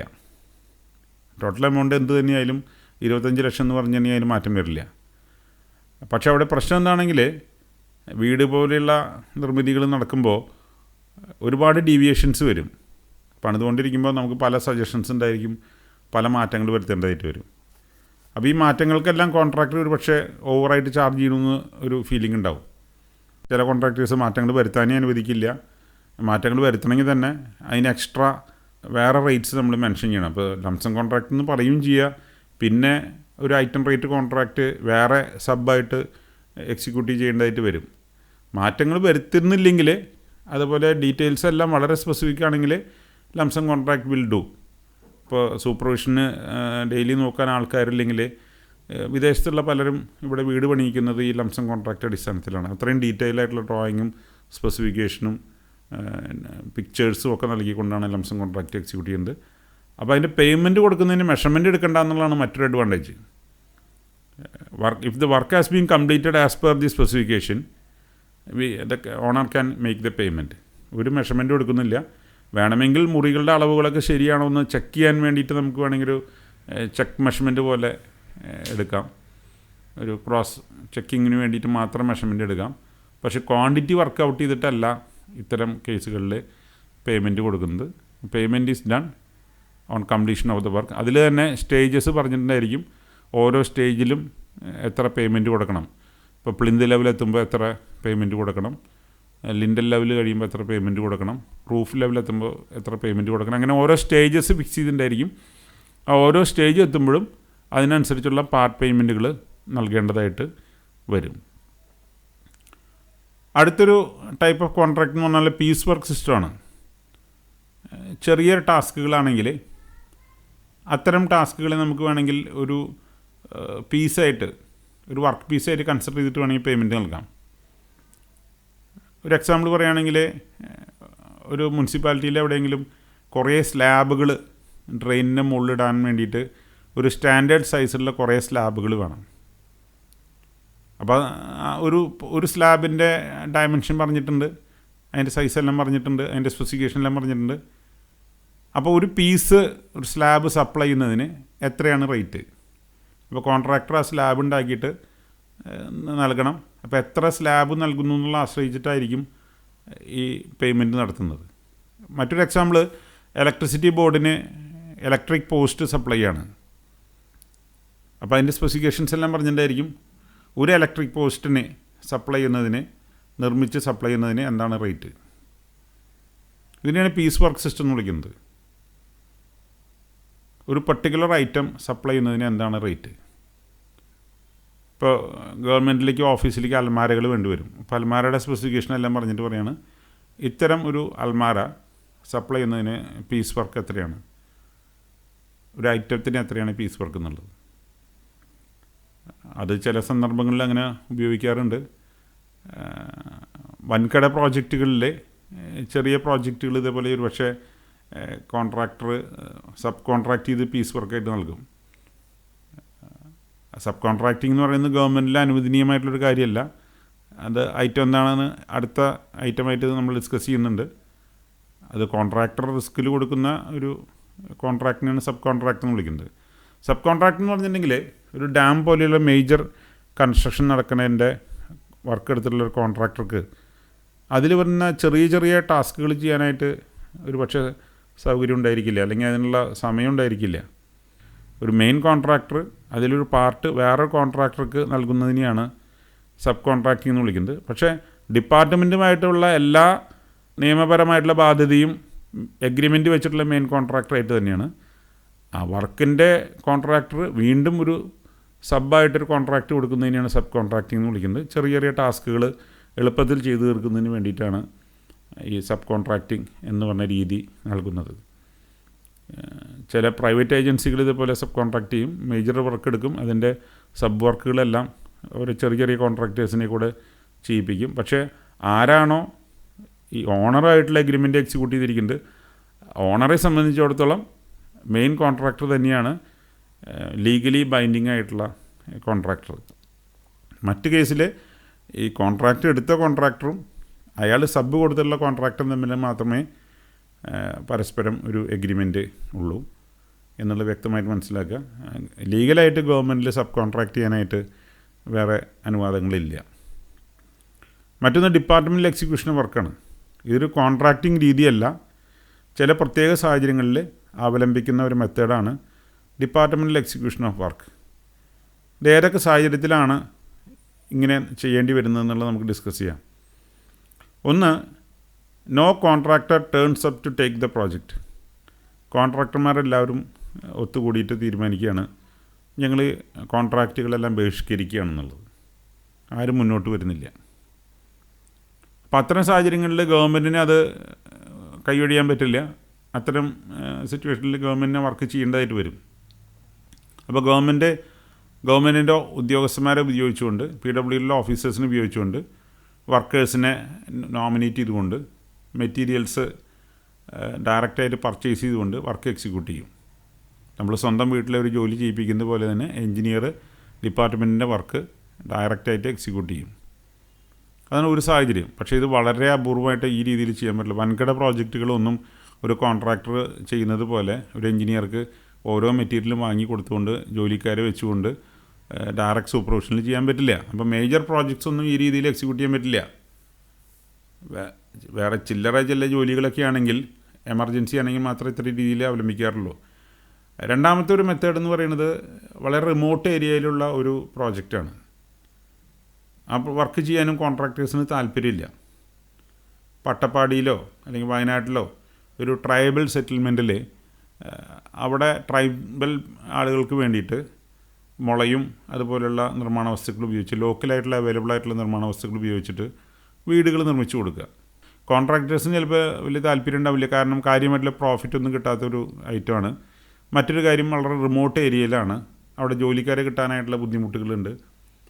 ഇങ്ങനെയുള്ള സാഹചര്യം വരുമ്പോൾ കോൺട്രാക്ടേഴ്സ് ആരും ചിലപ്പോൾ താല്പര്യം, അവർ ബഹിഷ്കരിക്കുന്നതല്ല, പക്ഷേ താല്പര്യം കാണിക്കാത്തൊരു സാഹചര്യം വരും. അങ്ങനെ കോൺട്രാക്ടേഴ്സ് താല്പര്യം കാണിക്കാതെ ഒരു പ്രാവശ്യം ടെൻഡർ ചെയ്തിട്ട് ആരും ജോലിക്ക് ഏറ്റെടുക്കാൻ തയ്യാറാകുമ്പോൾ രണ്ടാമത് റീടെൻഡർ ചെയ്യും. റീടെൻഡർ ചെയ്തിട്ടും ആരും വരാൻ തയ്യാറാകാത്തൊരു സാഹചര്യം നിലവിൽ വന്നാൽ ഗവൺമെൻറ് ഡയറക്റ്റായിട്ട് അത്തരം വർക്കുകളെ എക്സിക്യൂട്ട് ചെയ്യേണ്ടതായിട്ട് വരും. അപ്പോൾ സാധാരണ എങ്ങനെയാണെങ്കിൽ അവിടെ ഒരു കമ്മിറ്റി ഉണ്ടാക്കും. ആ കമ്മിറ്റിക്ക് ഒരു കൺവീനറെ, അവരിൽ നിന്ന് തന്നെ ഒരു കൺവീനറെ നിയമിക്കും. എന്നിട്ട് ഗവൺമെൻറ് ഫണ്ട് കൊടുത്ത് മെറ്റീരിയൽസ് വാങ്ങി അത്തരം ജോലികൾ പൂർത്തീകരിക്കുകയാണ് ചെയ്യുന്നത് ഡയറക്റ്റായിട്ട്. അപ്പോൾ എൻജിനീയറുടെ ഉത്തരവാദിത്വം വളരെ കൂടുതലാണ്. മെറ്റീരിയൽ പർച്ചേസ് ചെയ്യുന്നതിൻ്റെ എല്ലാം ബിൽസ് സബ്മിറ്റ് ചെയ്യണം. ഈ വർക്കേഴ്സിൻ്റെ ഔട്ട് ടേൺ ഉണ്ടെന്ന് ഉറപ്പ് വരുത്തണം. ഇപ്പോൾ ഡയറക്റ്റായിട്ട് ഡിപ്പാർട്ട്മെൻറ്റ് നേരിട്ടുള്ള സൂപ്പർവിഷനിൽ വർക്ക് എക്സിക്യൂട്ട് ചെയ്യാണ് ചെയ്യുന്നത്. അതിനെയാണ് ഡിപ്പാർട്ട്മെൻറ്റൽ എക്സിക്യൂഷൻ വർക്ക് എന്ന് വിളിക്കുന്നത്. മറ്റൊന്ന്, വളരെ എമർജൻസി സിറ്റുവേഷനിൽ ഇതേപോലെ ടെൻഡർ ഇൻവൈറ്റ് ചെയ്തിട്ടൊന്നും കോൺട്രാക്ടറിനെ ഇൻവൈറ്റ് ചെയ്യാൻ പറ്റില്ല. ഇപ്പോൾ ഒരു കനാലിൻ്റെ ബണ്ട് പൊട്ടിയിരിക്കുകയാണ്, അല്ലെങ്കിൽ റോഡിൽ മരം വീണ് കിടക്കുകയാണ്, അത് മുറിച്ച് മാറ്റണം. ഇപ്പോൾ റോഡിൽ വലിയൊരു മരം വീണ് കിടക്കുമ്പോൾ കൊട്ടേഷൻ വിളിച്ച് കോൺട്രാക്ടറെ കണ്ടെത്തി മുറിച്ച് മാറ്റാൻ പറ്റില്ല. അത്തരം സിറ്റുവേഷനിൽ ഈ എൻജിനീയർ ഇൻ ചാർജ് ഡയറക്റ്റായിട്ട് വർക്കേഴ്സിനെ എൻഗേജ് ചെയ്തുകൊണ്ട് വർക്ക് എക്സിക്യൂട്ട് ചെയ്യും. ഇപ്പോൾ കനാലിൻ്റെ ബണ്ട് പൊട്ടി കഴിഞ്ഞാൽ എമർജൻസി ആയിട്ട് ഏത് രീതിയിലായാലും ശരി വർക്കേഴ്സിനെ ഡിപ്ലോയ് ചെയ്തുകൊണ്ട് വർക്ക് എക്സിക്യൂട്ട് ചെയ്യും. അങ്ങനെ ഡയറക്റ്റ് സൂപ്പർവിഷനിൽ വർക്ക് എക്സിക്യൂട്ട് ചെയ്യും. മരം മുറിക്കലായാലും ശരി, കനാൽ ബണ്ട് പൊട്ടുന്നതിലും ശരി, അതുപോലെയുള്ള അർജൻറ്റ് നേച്ചറുള്ള ചില repair and maintenance engineer in ചാർജിൻ്റെ ഡയറക്റ്റ് സൂപ്പർവിഷനിൽ ചെയ്യും. ഇത്തരം വർക്കുകളിനെയാണ് ഡിപ്പാർട്ട്മെൻറ്റൽ എക്സിക്യൂഷൻ ഓഫ് വർക്ക് എന്ന് വിളിക്കുന്നത്. കഴിയുന്നതും ഈ സാഹചര്യം ഒഴിവാക്കാനാണ് ഡിപ്പാർട്ട്മെൻറ്റ് ശ്രമിക്കുക. കാരണം അതിൻ്റെ ചില പ്രായോഗിക ബുദ്ധിമുട്ടുകളുണ്ട്.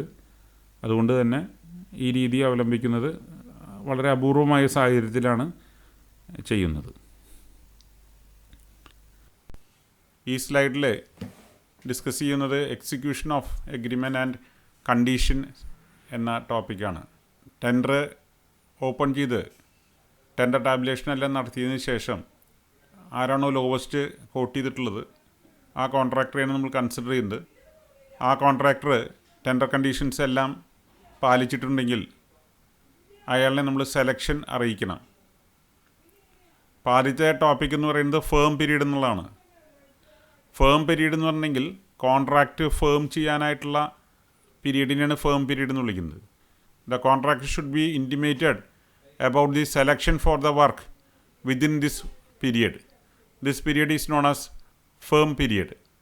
സാധാരണ 30 ഡേയ്സോ അല്ലെങ്കിൽ 45 ഡേയ്സ് ആയിരിക്കും. അതല്ലാതെ ഒരു ടെൻഡർ സമർപ്പിച്ചു എന്നുള്ളതുകൊണ്ട് അനന്തമായി അത് നീണ്ടുപോയിട്ട് ഒരു കോൺട്രാക്ടറോട് ചെയ്യാൻ പറയുന്നതിൽ അർത്ഥമില്ല. അപ്പോൾ വർക്ക് ചെയ്യാനായിട്ട് ആ കോൺട്രാക്ടറെ സെലക്ട് ചെയ്ത് കഴിഞ്ഞിട്ടുണ്ടെങ്കിൽ the contractor should be intimated about the selection of the work or the award of the work within the firm period. കോൺട്രാക്ടറെ നമ്മൾ രജിസ്റ്റേർഡ് ലെറ്റർ മുഖേന അറിയിക്കണം യു ആർ ബീയിങ് സെലക്റ്റഡ് എന്നുള്ളത്. അതിൽ ലെറ്ററിൽ ആവശ്യപ്പെടണം ഇത്ര തീയതിക്കുള്ളിൽ അല്ലെങ്കിൽ ഇത്ര പീരീഡിനുള്ളിൽ you should come and execute the agreement. ഇപ്പോൾ ടെൻഡറായിട്ടുള്ളൂ, ഇനി അത് എഗ്രിമെൻ്റ് ആവണം. കോൺട്രാക്ടർ നിശ്ചിത ഫോർമാറ്റിൽ ആ ടെൻഡറിനെ ആസ്പദമാക്കി എഗ്രിമെൻ്റ് എക്സിക്യൂട്ട് ചെയ്യണം. എഗ്രിമെൻ്റ് എക്സിക്യൂട്ട് ചെയ്താൽ മാത്രമേ ആ കോൺട്രാക്ടർ ആ ജോലി ചെയ്യാൻ സന്നദ്ധനാണ് എന്നുള്ള പൂർണ്ണ സമ്മതം നമുക്ക് ലഭിക്കുകയുള്ളൂ. അങ്ങനെ എഗ്രിമെൻ്റ് എക്സിക്യൂട്ട് ചെയ്ത് കഴിഞ്ഞാൽ കോൺട്രാക്ടർക്ക് ഒരു വർക്ക് ഓർഡർ കൊടുക്കണം. വർക്ക് സ്റ്റാർട്ട് ചെയ്തോളാൻ പറഞ്ഞിട്ട് ഒരു വർക്ക് ഓർഡർ കൊടുക്കണം. ആ വർക്ക് ഓർഡർ ലഭിച്ചു കഴിഞ്ഞാൽ കോൺട്രാക്ടർക്ക് വർക്ക് ആരംഭിക്കാം. അടുത്ത സ്റ്റേജ് എന്ന് പറയുന്നത് ഈ പ്രോജക്റ്റ് സൈറ്റ് സാധാരണ അത് എയുടെ കസ്റ്റഡിയിലായിരിക്കും. അത് കോൺട്രാക്ടർക്ക് ഹാൻഡ് ഓവർ ചെയ്യും. അങ്ങനെ ഹാൻഡ് ഓവർ ചെയ്ത് കഴിഞ്ഞാൽ ആ സൈറ്റിൽ നടക്കുന്ന എല്ലാ പ്രവൃത്തികൾക്കും എല്ലാ പ്രവർത്തനങ്ങൾക്കും കോൺട്രാക്ടറാണ് ഉത്തരവാദി. അവിടെ ഒരു ആക്സിഡൻറ്റ് ഉണ്ടായാൽ പോലും കോൺട്രാക്ടറാണ് അതിന് ഉത്തരവാദി. പണി നടക്കുന്ന സമയം മുഴുവൻ സൈറ്റ് കോൺട്രാക്ടർ ചാർജിലാണ്. അങ്ങനെ പണി പൂർത്തീകരിച്ച് കഴിഞ്ഞിട്ടുണ്ടെങ്കിൽ കോൺട്രാക്ടർ തിരിച്ച് എഇക്കോ അല്ലെങ്കിൽ കൺസേൺ ഡിപ്പാർട്ട്മെൻറ്റിനോ പ്രോജക്റ്റ് സൈറ്റ് ഹാൻഡ് ഓവർ ചെയ്യണം. Last topic conditions of the കോൺട്രാക്റ്റാണ്.